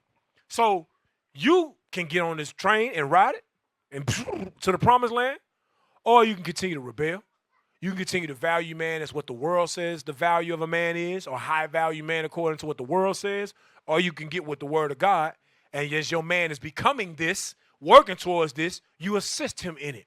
Right. You honor the prophets. If you're a single woman, you honor the prophets. If you're a married woman, you honor your husband. Even in times of trouble. The Lord will make us find gold instantly, but before that, he will prepare us for it. 1 Corinthians 15:52. The Lord gonna make us find gold, but right now, he's preparing us for this. The book of 1 Corinthians chapter 15 and verse 52. Come on. In a moment, in the twinkling of an eye, at the last trump, for the trumpet shall sound, and the dead shall be raised incorruptible, and we shall be changed. And we shall be changed. That's when he gonna make us find gold in an instant. But before that time come, go back to Isaiah 32. Before that time come to where he just instantly turn a man into gold, where we shining. The book of Isaiah chapter 32 and verse 1. Come on. Behold, a king shall reign in righteousness, and princes shall rule in judgment. Read. A man shall be as an hiding place from the wind, Go ahead. and a covert from the tempest. As rivers of water in a dry place, as the shadow of a great rock in a weary land. So guess what? It's about to get real cold out there. It's already cold, but some of y'all don't feel it yet. I hope y'all, I don't know if y'all saw it. Donald Trump just posted a picture of Barack Obama and his wife as monkeys. Yeah.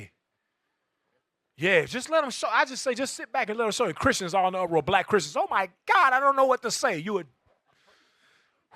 trying to stay. You a dummy. The Lord's showing you this how they always been, you dummy. And you up here fighting against us trying to save them folks, and they actively showing you, I don't want to be saved. Donald Trump said in one of the interviews, he said, I know I ain't going to heaven. So I ain't worried about it. The hell with that. My heaven right here. But black folks trying to get him in. No, Donald Trump, don't say that, Mr. Trump. Nicki Minaj, don't say that, Mr. Trump. When they say, I will vote for Donald Trump. Latino for Trump. Dumb as hell. Now Ice out here whooping. You understand? I love you, Donald Trump. I love you, Mr. Trump. Congratulations, you played. 2 weeks later, I can't believe he would do this to us. I didn't know. Told you, dumb. But they got to see it for themselves. So it's about to get real, real cold out there. Guess what's going to be these women's protection? That high value man that you were saying ain't high value because of his job. Because all them niggas in the world, they not checking for you, sisters. Especially you righteous women. Or you wear a dress and cover it all up. You say you keep God's commandments. You don't say, nah, I'm good. It's these men up in here that want to protect you, guide you. Just saying. Who's seen that? What was the name of that movie? Damn. It was a movie where the black husband was an IT guy. He had a lot of money. But then the world went to SH. American Refugee. That's it right there. If you hadn't seen that movie, check it out. The black man was an IT guy. He got money, nice house. Dude don't even know how to change a tire. The world go to crap. He ain't got no food, nothing stored, no guns to protect his family. Him and his wife stumble upon an Edomite that's prepared. And the wife start respecting the Edomite over him. You seen it? His wife started being like, we need to be more like him. You need to do. He ain't never learned none of this stuff. He ain't got nothing prepared, but he got all the money in the bank. But guess what? Banks shut down. Banks shut down. Now you need a generator. Now you need to know how to start a fire. Why you think we got IUIC, the prepping team? Because we know that's where the world going again. And in that day, ain't none of these women going to be out there starting no damn fire. Ain't none of these women going to be out there, hey, pass me that axe. I don't care how country you grew up and what your daddy taught you. In that day, you're not going to be trying to protect yourself. Who going to be your protection? The prophets of the Most High. That's prepared for these times to come. These Negroes ain't preparing for that. Then you go out there and let some nigga smash. You go out there and let some nigga run up in you and put a baby in you, leave you by yourself, and then remember, I forgot the famine coming. Let me go back in Iuic and get me a simp. Beat us. Nope. I'm tell you that right now. Don't ask me. Hey, Cap, what you think about who? Huh? Nope. I ain't recommending you to nobody. Sit your behind down somewhere and wait for the kingdom. Go ahead. Right. We might tell that sister to watch from home. You know For what I mean? real. You ain't gonna keep coming back and forth in here doing that. There you go. Shoot. So a man gonna be a hiding place from the wind. Watch this, Isaiah 4:1. Yes, sir.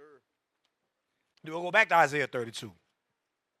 The book of Isaiah. I ain't gonna finish this. It is what it is. Isaiah chapter 4, verse 1. Watch this. Come on. And in that day, 7 women shall take hold of one man, saying, we will eat our own bread and wear our own apparel. Go ahead. Only let us be called by thy name to take away our reproach. Now, this ain't talking about 7 women gonna be getting sexed up by one man. That's not what this is talking about.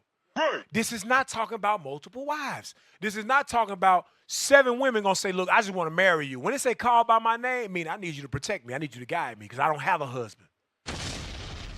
I don't have a husband. That's what she's saying. This is gonna be during a time of war and famine. Watch this, verse 25 of chapter 3.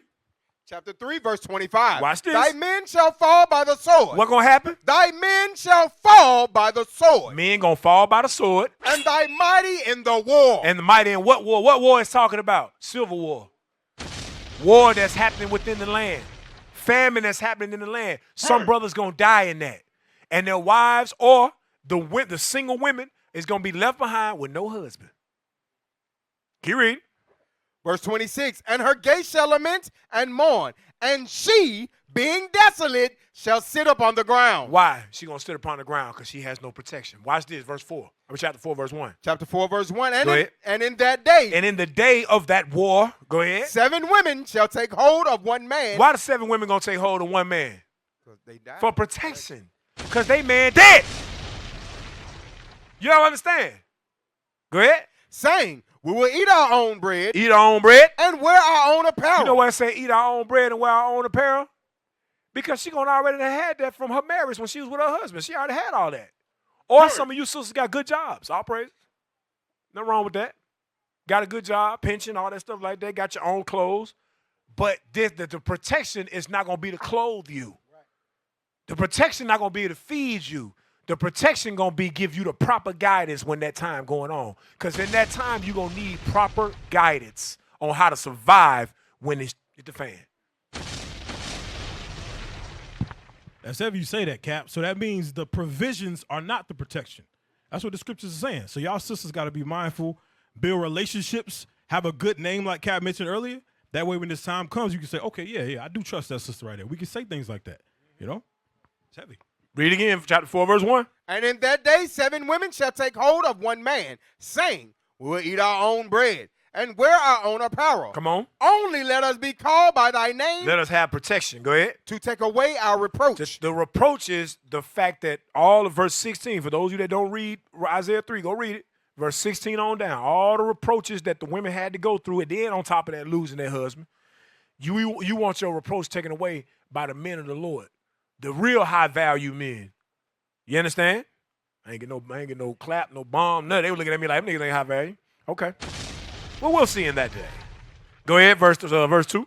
Verse 2. In that day shall the branch of the Lord be beautiful and glorious, and the fruit of the earth shall be excellent and comely for them that are escaped of Israel. Read. And it shall come to pass that he that is left in Zion and he that remaineth in Jerusalem shall be called holy. That's value. Holy. Go ahead. Even every one that is written among the living in Jerusalem. That's value. Go ahead. When the Lord shall have washed away the filth of the daughters of Zion. The filth of the daughters of Zion is all that wickedness you've done in times past. Lord, say, all right, you did some evil, sister, but I'm going to wash it all away. But you're not going to make it to that day without the righteous men leading you. And say it again. All these sisters online that's putting their face in the camera on TikTok talking about Shabbat Shalom and Kwam Yasharallah and don't follow no camp and women can wear pants, you stupid if you follow them. Them women gonna die in that day. Ain't nobody, they don't know nothing. They just learned they was Israel and just got in front of a camera and started showing head wraps and modest apparel. That's it. They don't know what the hell they doing. Y'all in the right place with the men of value. Because you don't value a man based off what the world says. You value a man based off what God says. And the men in here got the wisdom to lead you according to the Bible. Right. Go ahead. And shall have purged the blood of Jerusalem from the midst thereof by the spirit of judgment and by the spirit of burning. Right. Go to Wisdom of Solomon 6, verse 17.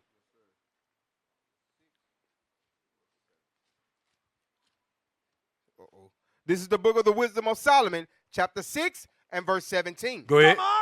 For the very true beginning of her is the desire of discipline. So the very true beginning of wisdom is the desire of discipline. Go ahead. And the care of discipline is love. Read. And love is the keeping of her laws, and the giving heed unto her laws is the assurance of incorruption. Go ahead. And incorruption maketh us near unto God. Therefore, the desire of wisdom bringeth to a kingdom. So in order to receive wisdom, you must have the desire and care of discipline. So a man of value is a what? Disciplined man. That's a man that's disciplined. Disciplined in his diet, disciplined in his exercise, disciplined in his studies, disciplined in his striving to build something for his family, start a business, whatever he may be doing. He disciplined in it. He working towards it every single day. He making progress, slowly but surely. That's what the Bible's talking about. And a man that keep God's commandments. All right? Sirach 18:14. The book of Sirach, chapter 18 and verse 14. He hath mercy on them that receive discipline, and that diligently seek after his judgments. The Bible says he have mercy on them that receive discipline. The Lord going to have mercy on you, prophets, when you receive his discipline. The Lord got to discipline us. He got to chastise us. He got to correct us. But that's when the true wisdom come in. Because when God disciplines you, you learn from it. You say, you know what, I ain't doing that no more. Or I learned from that, Lord. Smack on the wrist, what they say, tap on the wrist. Remind you, hey, don't break the commandments. Y'all understand? So the desire of discipline going to bring forth that kingdom, right? Job 36:10. Discipline is good. The Lord has to discipline us, so we'll learn. The book of Job, chapter 36 and verse 10. Yep. Come on. He openeth also their ears to discipline. Read. And commandeth that they return from iniquity. Hear that? He openeth their ear to discipline. So you value a man by how he's able to receive discipline and how disciplined is he himself in his actions. That's a man of value. He may not be rich right now. Okay, whatever. He may not have a whole bunch of money. He may not have a house. He may be renting right now. He may not have a mortgage or have a house that he owns, have properties that he owns. But he got a vision, and he disciplined his vision. He working towards it every day. He got wisdom. God dealing with this man. This man got the wisdom of God in him. Guess what? He can turn something into nothing like that. That's what you don't understand. The wisdom of God is what gives a man, or the discipline and wisdom of God is what gives a man the foresight to turn something or nothing into something. We don't watch men do it. I'm just telling you. Sirach 2 and 5. The book of Sirach, chapter 2 and verse 5. Let's go. For gold is tried in the fire, and acceptable men in the furnace of adversity. It said gold is tried in the fire, and acceptable men in what? The furnace of adversity. So adversity is good. Because when you go through some adversity, when you go through some tough times, when you go through some struggles, guess what that make you? Disciplined. You become disciplined because you're like, man, I'm going through these tough times. I give you an example. Say you go to the doctor, he tell you, hey, look, you better lose that weight. You this close to dying. You this close to diabetes. You this close to this or that. And you say, man, look, I don't want to die. I got to get what?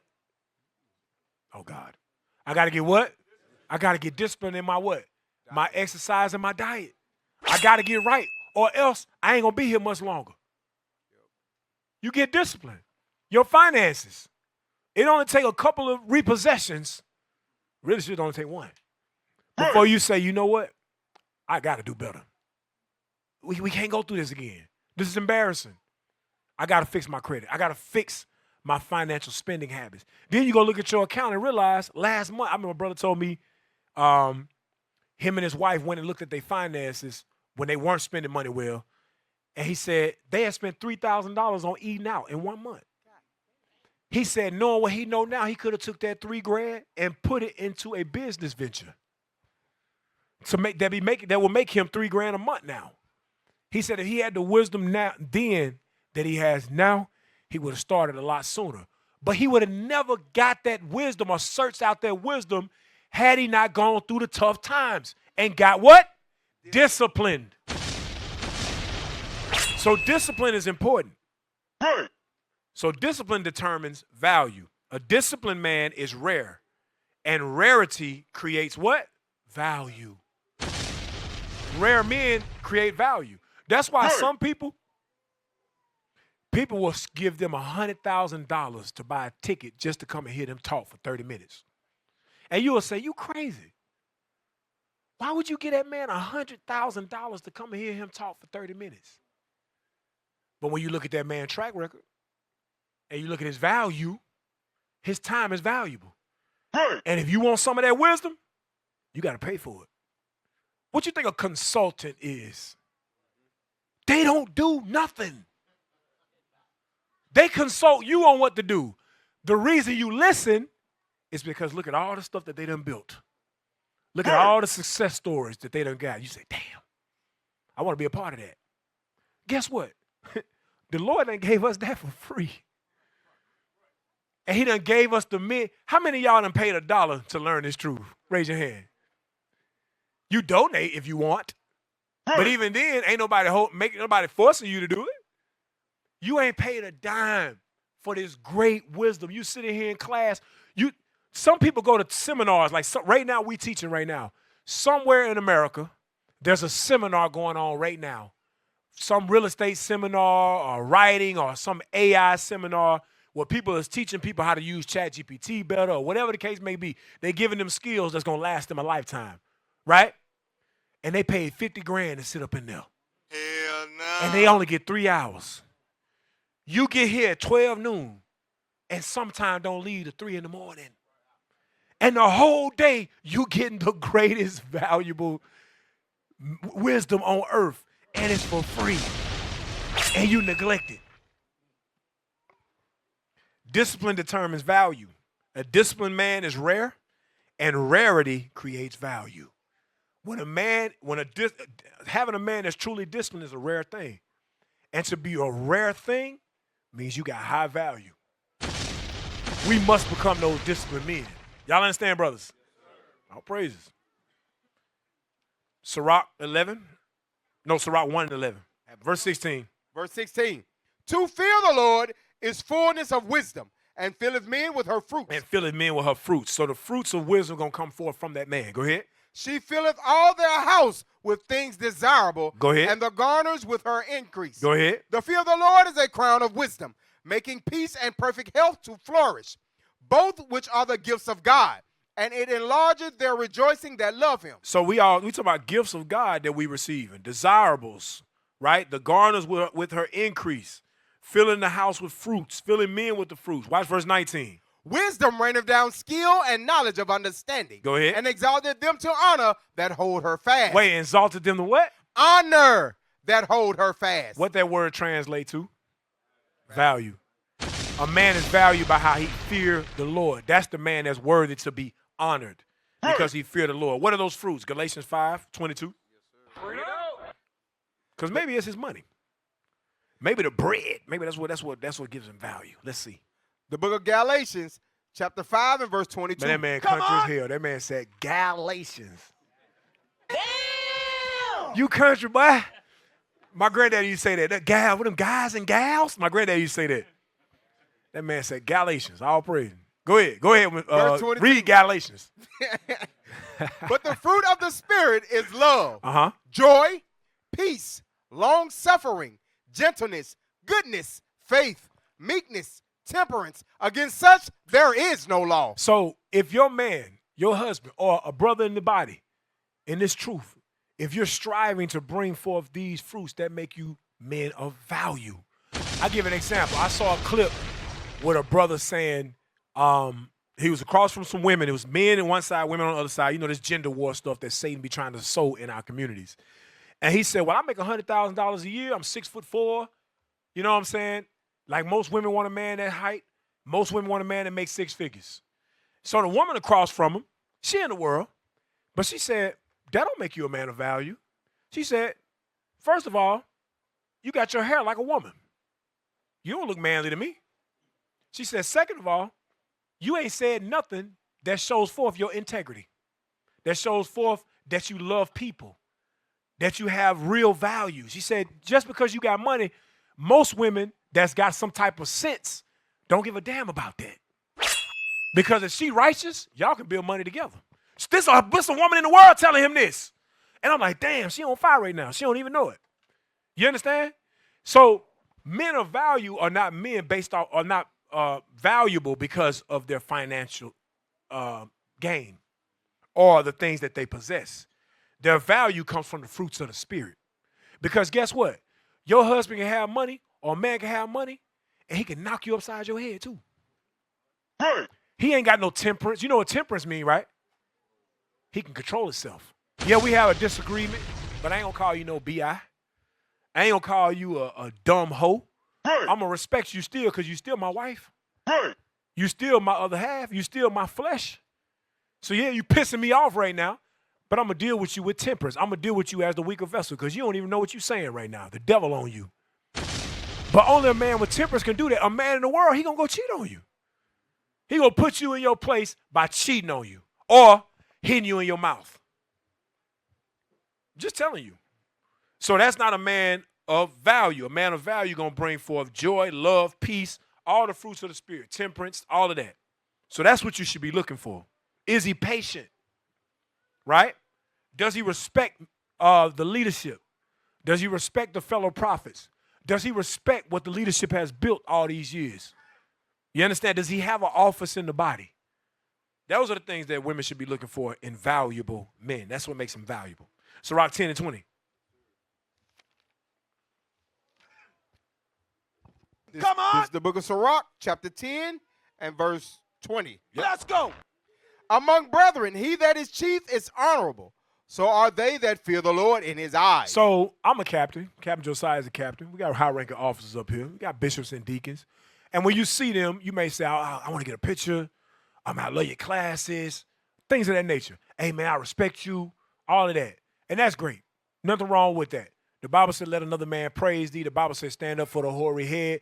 The Bible said, let us praise famous men. So there's nothing wrong with you looking up to your leadership and honoring them and respecting them for the works that they put in. That's excellent. But what does the Bible say? Among brethren, he that is chief is honorable. So are they that fear the Lord in his eyes. But what is valuable in God's eyes? Is it your rank and position? No. What is it? Keeping his command. It's your the Lord looking down and say, you see a captain, but I see a man that fear the Lord. He feared me. So yes, he got his position, but he got his position first and foremost because of verse 21. Verse 21, the Go ahead. fear of the Lord goeth before the obtaining of authority. So yeah, you honor men because of their rank, but God says the reason he's in his rank is because of what? The fear of the Lord goeth before the obtaining of authority. Because he got that authority or that rank or that position or that leadership role or that title because he feared me first is what God is saying. All these men that you look up to, your leaders, the captains, the bishops, the deacons, the captains, the officers, you look up to these men, you say, man, I like the way they teach. I like the way they lead. I like their family. Not knowing the times when they was by themselves and they resisted watching porn.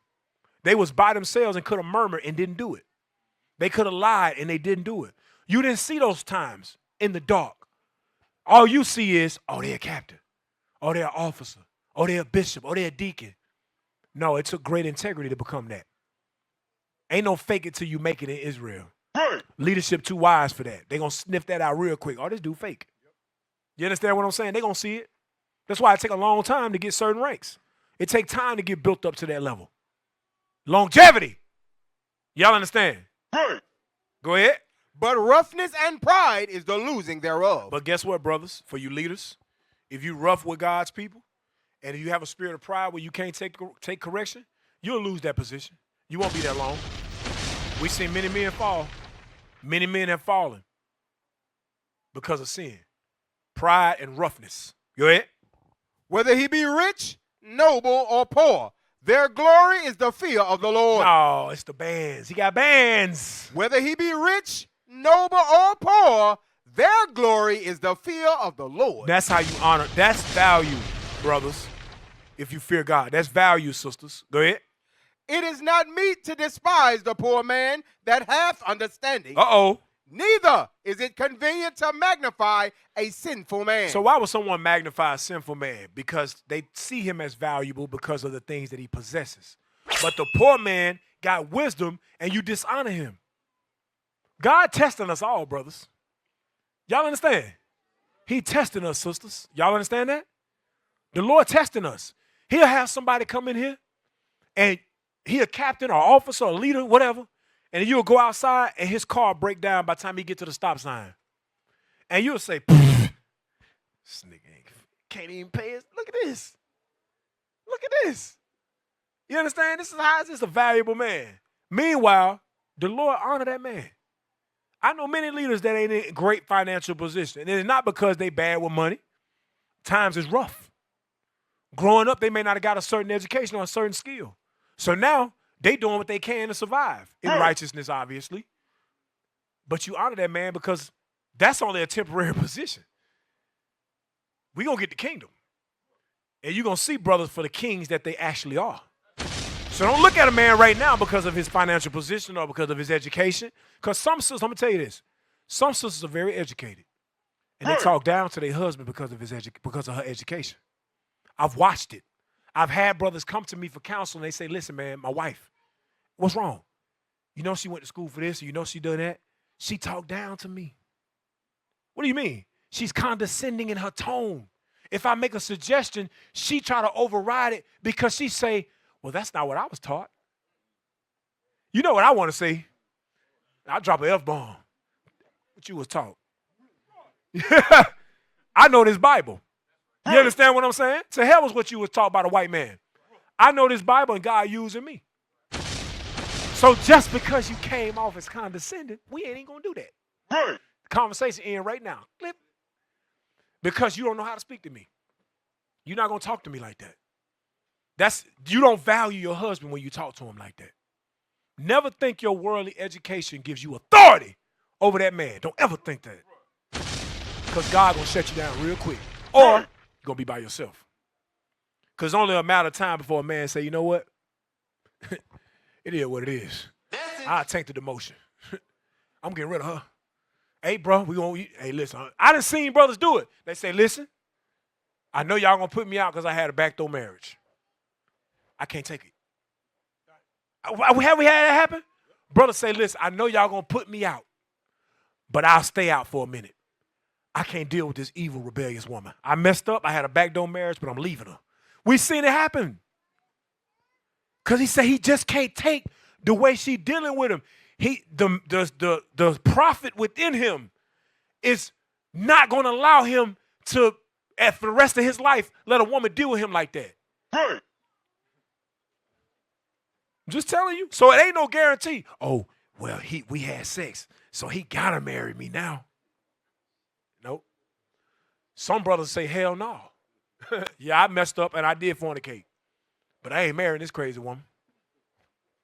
You think you got him. Yep, I put that box on him. He mine. Not always the case. No. Some men say, I ain't doing it. I ain't going through with it. So keep thinking you're going to trap these men. Because you know that's what they do. They see IUIC and they hear us, take care of our wives. They say, I'm joining IUIC. Today. And our children do. They come on in there. Come on in here. Think you gonna trap one of these brothers, not knowing he ain't going for it, and he willing to just do what he got to do, and he work his way back into the congregation eventually, get himself right, he overcome his affliction or whatever, and he come back in the body later on down the line. You know, that's called fornication, by the way. That's fornication. People get put out for fornication all the time. Right. But do they come back from fornication? Okay, so don't think that you're gonna trap a brother with a backdoor marriage and he gonna have to marry you. No, some brothers willing to take that F on their chest, their fornication, and dip for a couple years or however long they out and come back. Because they say, you know what, I did mess up, I did fornicate, but I'm asking the Lord for forgiveness. I'm trying to get myself together. And here it is, you think you done trapped the brother. And that spirit manifests when you go back into the world and you go back into the Christian church. It becomes manifest that you weren't right at all. You was trying to trap the brother, and he failed. But he got back up. So I'm just telling you, sisters, they're trying to trap brothers. Go back. I don't know how we got there. We on verse 24. It was the Lord. Sirach 10 and 23 again. Sirach 10. Well, that's how we got there. Read this. Sirach 10, verse 23. It is not meet to despise the poor man that hath understanding. Go ahead. Neither is it convenient to magnify a sinful man. So don't magnify a sinful man, y'all. Go ahead.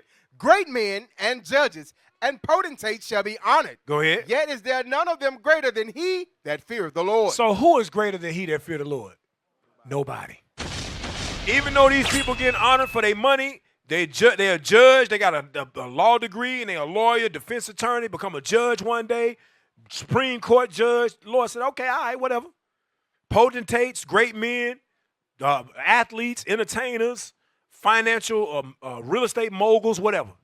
Lord said he don't give a damn about none of that. Hey. Do they fear him? That's how a man going to be judged. Go ahead. Unto the servant that is wise. No. Go from there. Skip down to chapter 11, verse 1. Sirach 11 and verse 1. Wisdom lifted up the head of him that is of low degree. No. His riches. Wisdom lifted up the head of him that is of low degree. So how is a man lifted up, brothers? Through wisdom. Go ahead. And making him to sit among great men. Go ahead. Commend not a man for his beauty. There we go right there. You commend him for his beauty. He looked good on the outward appearance. Go ahead. Neither abhor a man for his outward appearance. It said, but don't abhor him for his outward appearance. Guess what? I'm going to tell you something. And some of y'all going to say, hell nah, nope, wouldn't have been me. When Jesus walked this earth, a lot of y'all would have turned your back on him. A lot of people in the world, you know how everybody say they love Jesus? If you was living during his time, you wouldn't have loved him. If you hate the leadership now and all we doing is just bringing the words out, maybe stand you up and read scriptures at you and judge you and put you out the body for a little bit, you would have hated Jesus Christ while he walked the earth. Message. I'm going to show you. Go ahead. Yep, Isaiah 53, verse 1. Yes, sir. But you chime in on it, though. Isaiah 53, verse 1. Yes, sir. The book of Isaiah, chapter 53 and verse 1. Who have believed our report? Who believe our report? And to whom is the arm of the Lord revealed? Mm-hmm. For he shall grow up before him as a tender plant. That's the Lord. That's the Christ. Go ahead. And as a root out of a dry ground, he have no form nor comeliness. And when we shall see him, there is no beauty that we should desire him. See that? Wait a minute. Read that part again. And when we shall No, he have no form. He have no form nor comeliness. Comeliness is beauty. He have no form or comeliness. Go ahead. And when we shall see him. You know what it say, form? You know how some women be seeing a brother jawline? They be like, oh, he got a chiseled jawline. He buff. They be looking at his form like, damn, look how he built. It said Christ, he didn't look like that. Christ wasn't walking around all buff and muscular and muscles just popping out everywhere, muscles popping out his neck and stuff like that. Nah, I know when you see the AI art, that's him when he come back and say he ain't gonna meet you as a man. He gonna be real then. God. He gonna be real then. You gonna see the real Christ at that time. But when he came on the earth, he did not have any form nor comeliness. Okay? Can you read again? He have no form nor comeliness, and when we shall see him, there is no beauty that we should desire him. So Christ wasn't desired because of his beauty. Christ was desired because of his what? Wisdom. People love Christ because of his charity, his wisdom, his love for his people. You got something you want to say on that, Cap? Go ahead. I just want to go back to the point you was mentioning about single sisters or sisters in general, right? You know, it's like today. We show sisters sometimes, hey, sis, what you think about his brother? Guess what she do? She look at the photo like in disdain. You know what I'm talking about? But that's a man of fear right there. You understand? That's why this class is heavy to Cap going over. Y'all got to learn how to honor men truly according to what the Bible says, not about their outward appearance. Think about it. The greatest man that ever walked the earth, the Bible says he didn't have form nor comeliness that you would desire him. So you wouldn't look at him and say, damn, he handsome. You understand that, sisters? Be mindful of that. They ain't say nothing. Damn. Hey, I remember I was with Captain. We showed a sister a brother. So I said, what you think about this brother right here? She said, I said, the face was like, hell no. And I'm like, and inside I'm like, you sisters just don't understand. Hey. Now, this sister ain't a spring chicken. What do I mean by that, brothers? What do I mean she ain't no spring chicken? She ain't young. She's not a young woman. She getting up there in age. So me and Cap, as we thinking, I'm talking to the lead. I think you was at the table too. We talking to the brothers. I said, hey, I think this would be a good brother for this sister. He a good brother, got his own business. He don't go work for white folks. This man got his own. You understand? Own house, own business, doing well for himself. Speak multiple languages, travel the world, teaching the truth. In shape, in the green. Oh, he in the green. You understand what I'm saying? The sister said,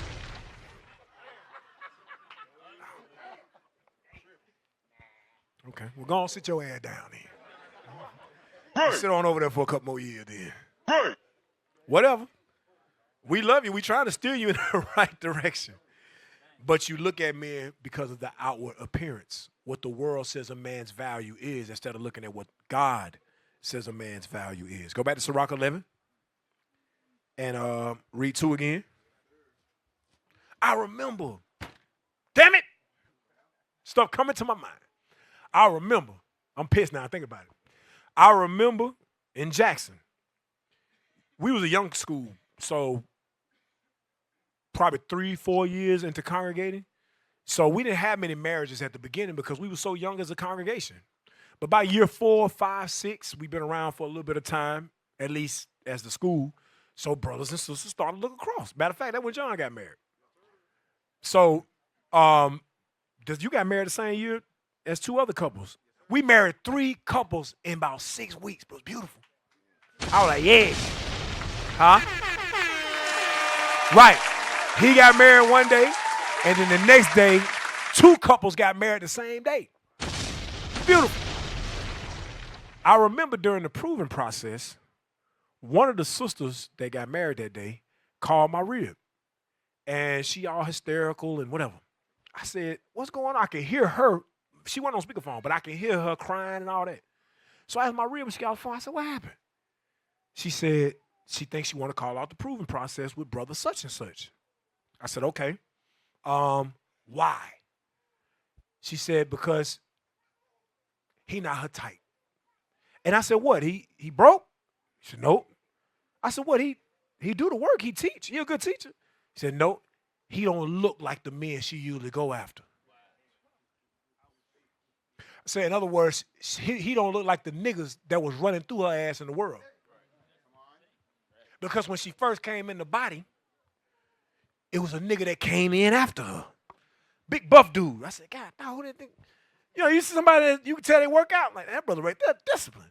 So he's sitting back there in the back. He never spoke a word. Big, soft-ass brother. Couldn't talk, couldn't read no scripture, didn't know nothing. And it came out later that they had a relationship before they came in. She heard the truth, came in first. Then she wanted him to come in because she said, I can't marry you unless the leadership approves of you. So why was he there? Because he wanted her. He wanted to continue beating the Doonies down. Tommy said, I got the draws. He wanted the draw. He knew he couldn't get the draws no more unless he came into the truth. But the Spirit of God just wasn't in them, wasn't in him. So guess what he ended up doing, y'all? He left. Now here go this brother, man of the Most High, right? Keeping the commandments. So she started proving him. Then she called my wife crying like a baby, like somebody knocked the wind out of her, because he's not the type. He's not the type she go after as it pertains to his outward appearance. But the dude that she went after because of his outward appearance left her and the Lord. You right? Fast forward a couple years. I'm at men's conference. I get a call from my rib. You need to see what's on Telegram. I said, what's happening? So I go look on Telegram, see stuff going on. I said, what is this I'm reading? I don't know what I'm reading. Sister such and such just admitted or just confessed to cheating on her Lord. I said, who? I said, wait, hold. Run it back. Maybe I heard some sister such.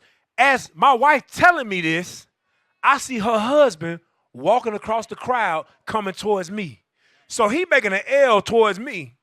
And my wife on the phone telling me that his wife just confessed to her and a few other sisters that she just cheated on him.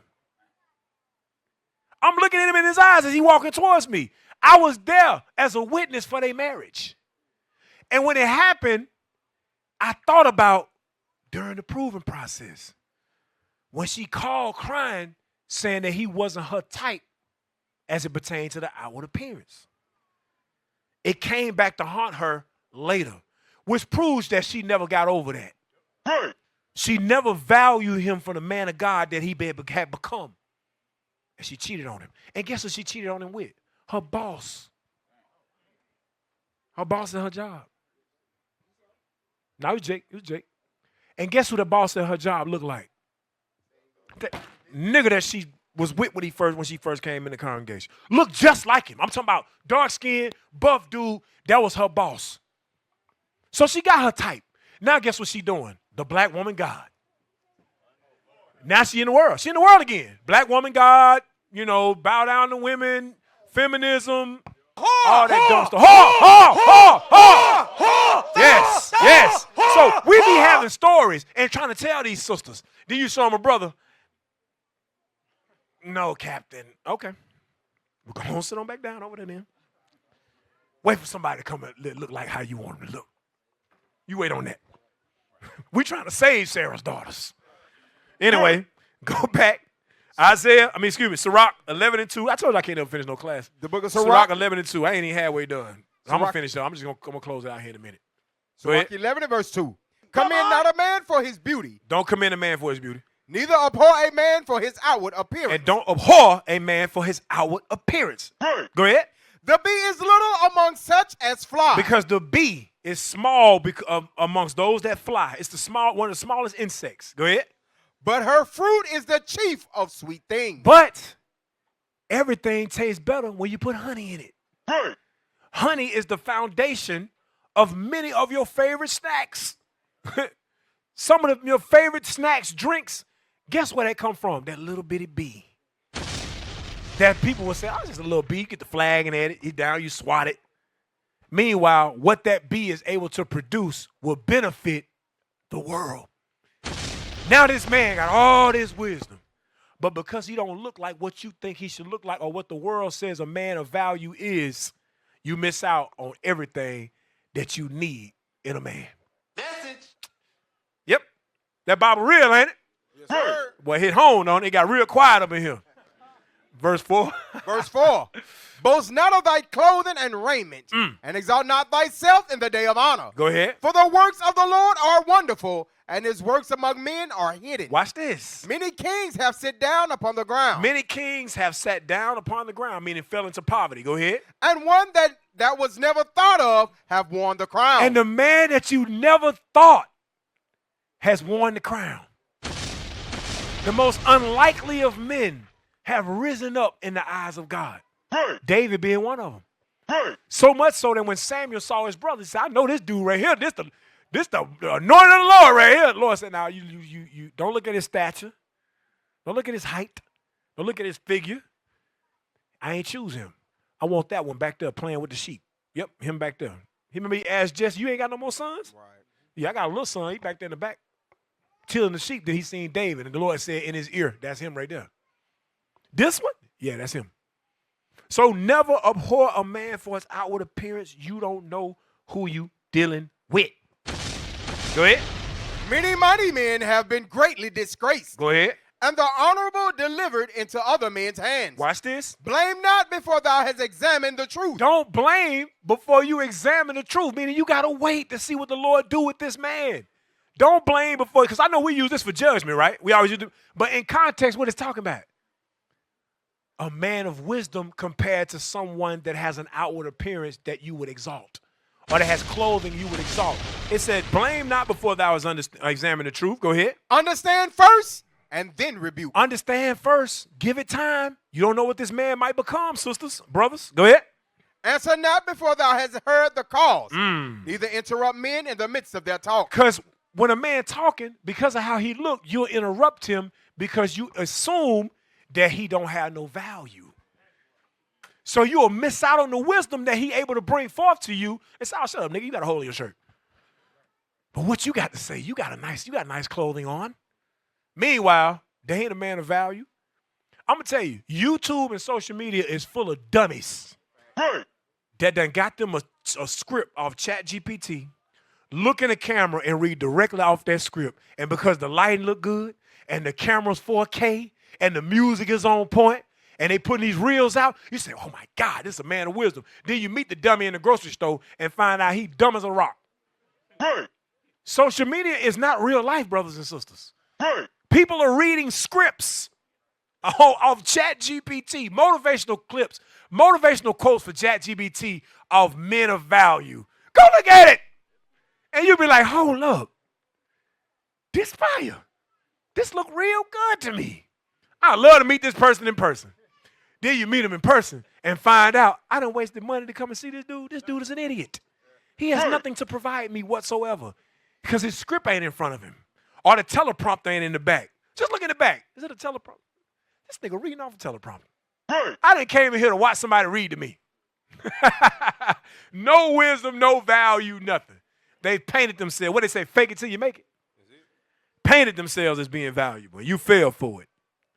Right? So a man's greatness is not determined by his outward appearance. A man's greatness is determined by how, if he fears the Lord or not. Now, give me this video real quick.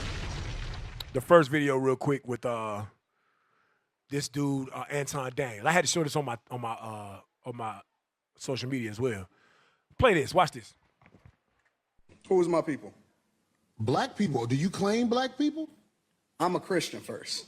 I claim. Well, I think something's wrong with that. If you don't want to say you're a black man first, I think something wrong with Black that. is a construct. They told you that you was black. Okay, well, that's brown. why you start Brown believing it. is. No, Pause. no. If that's the case, nigga, give all the black folks that you done gave relationship advice to, give all the black folks you done made money off selling your books, give all the black folks that done subscribe to your YouTube channel, give them all their money back. Because all of those people he done made money off of by appealing to their what? Blackness. To the black experience. So if it's a social construct, give us our money back. Right. He not going to do that. Because white folks don't watch this nigga. I'm going to say it again. White folks don't watch this guy. He adds no value to a white person's life. Right. If white folks watch people like that, it's to watch how they treat their own people. Because most of their content is doing what? Talking about us. He even made a video. Yeah, the Hebrew Israelites, they wives be dusty and they kid. You seen our wives? Have you seen these beautiful sisters right here? That nigga a damn lie. He ain't never seen none of these sisters. I don't know what camp he talking about. He ain't talking about IUIC. That's why the dude O'Shea Jackson, I think his name O'Shea Jackson, he put the video up and said, you talking about these sisters? He showed the sisters in purple and gold. These women don't look dusty to me. Y'all understand? You can give a round of applause for that. Now we get a clap. See? It's a setup. I got him. I got him. Whole day, they ain't clap one time for the man. It's a setup, bro. So, got him, huh? But what I'm showing you is that most women in the world would look at a man like this because of his perceived intellect and financial stability. They would say that that's a man of value. But a man of value love his people. A man of value love his people. It's valuable to love your people because you're willing to do what? Die for your people. And guess what? Your life is of great price. Go from there. I'm going to have to skip forward because I ain't got much more time. I'm going to finish out in about 5 more minutes. Second Esdras 4:22. I'm going to end it here.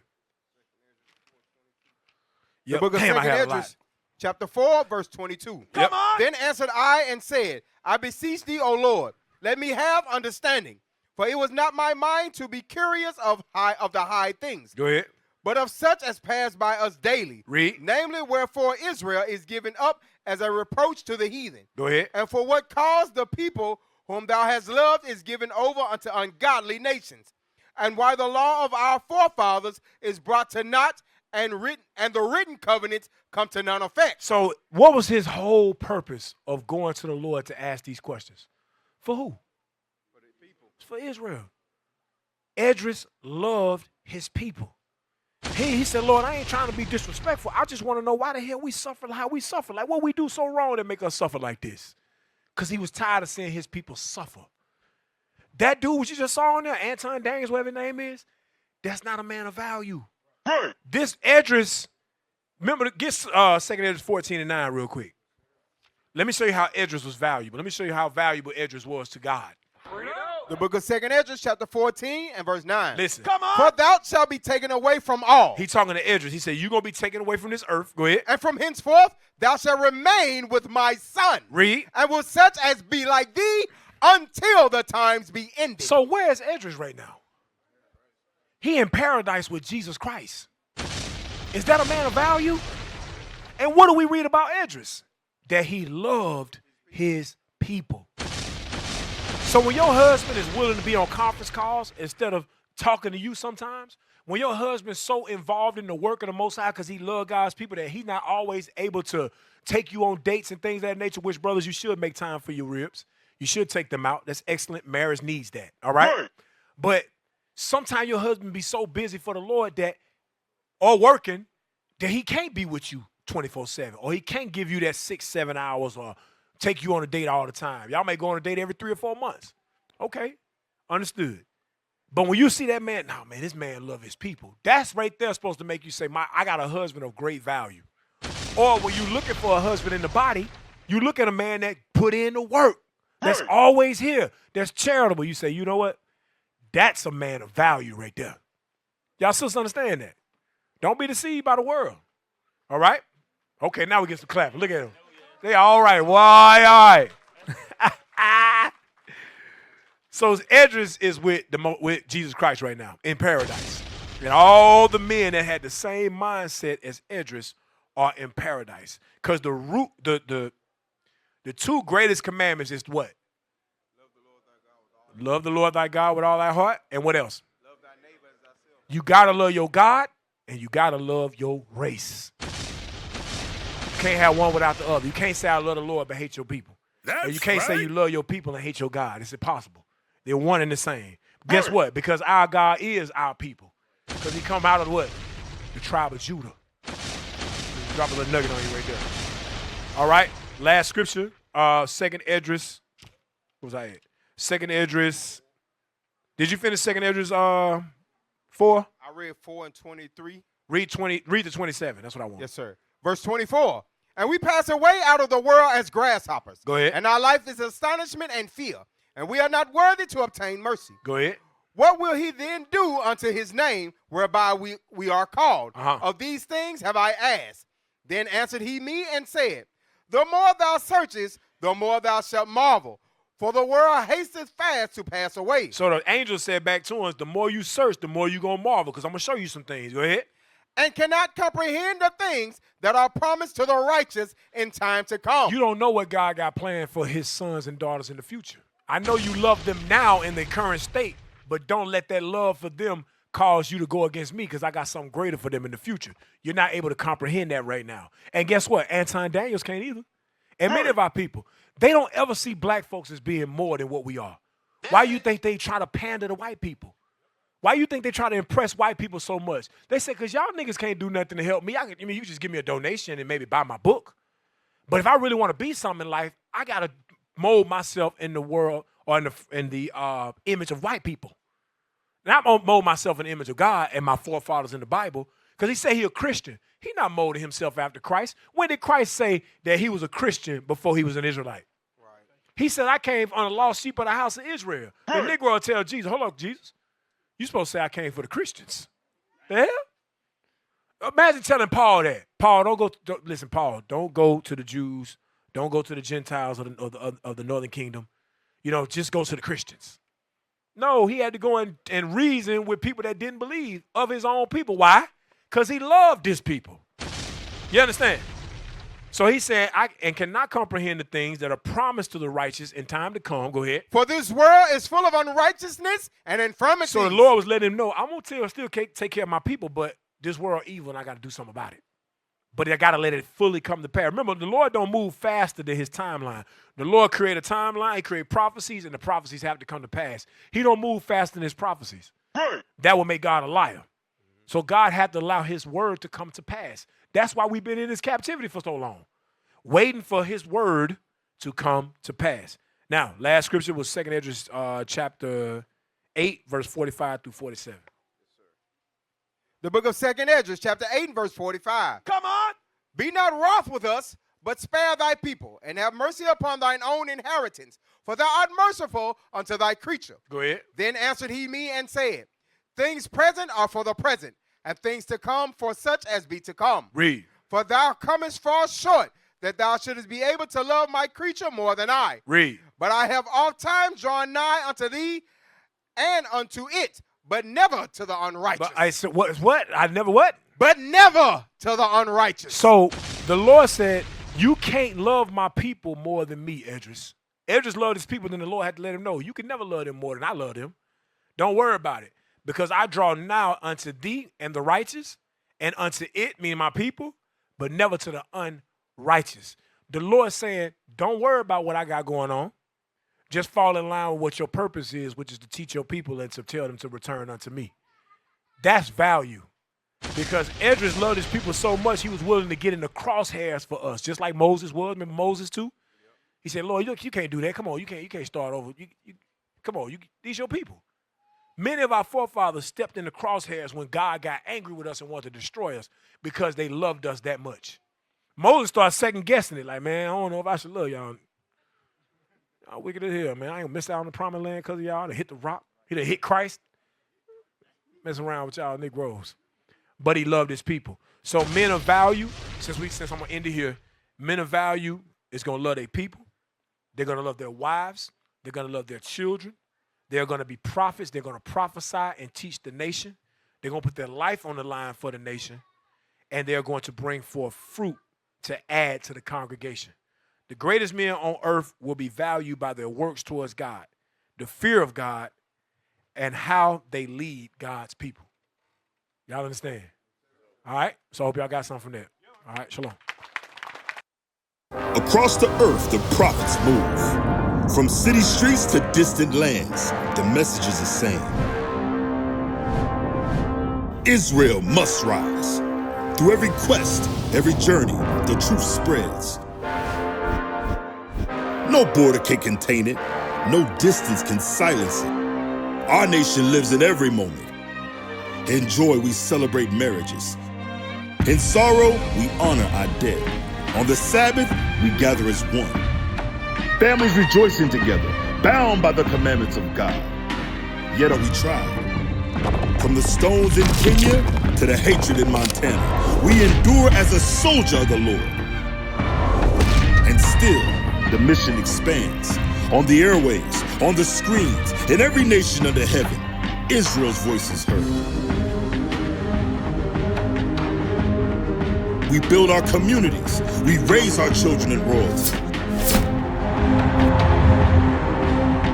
We restore what was broken. We clean what was defiled. We show the world who we are.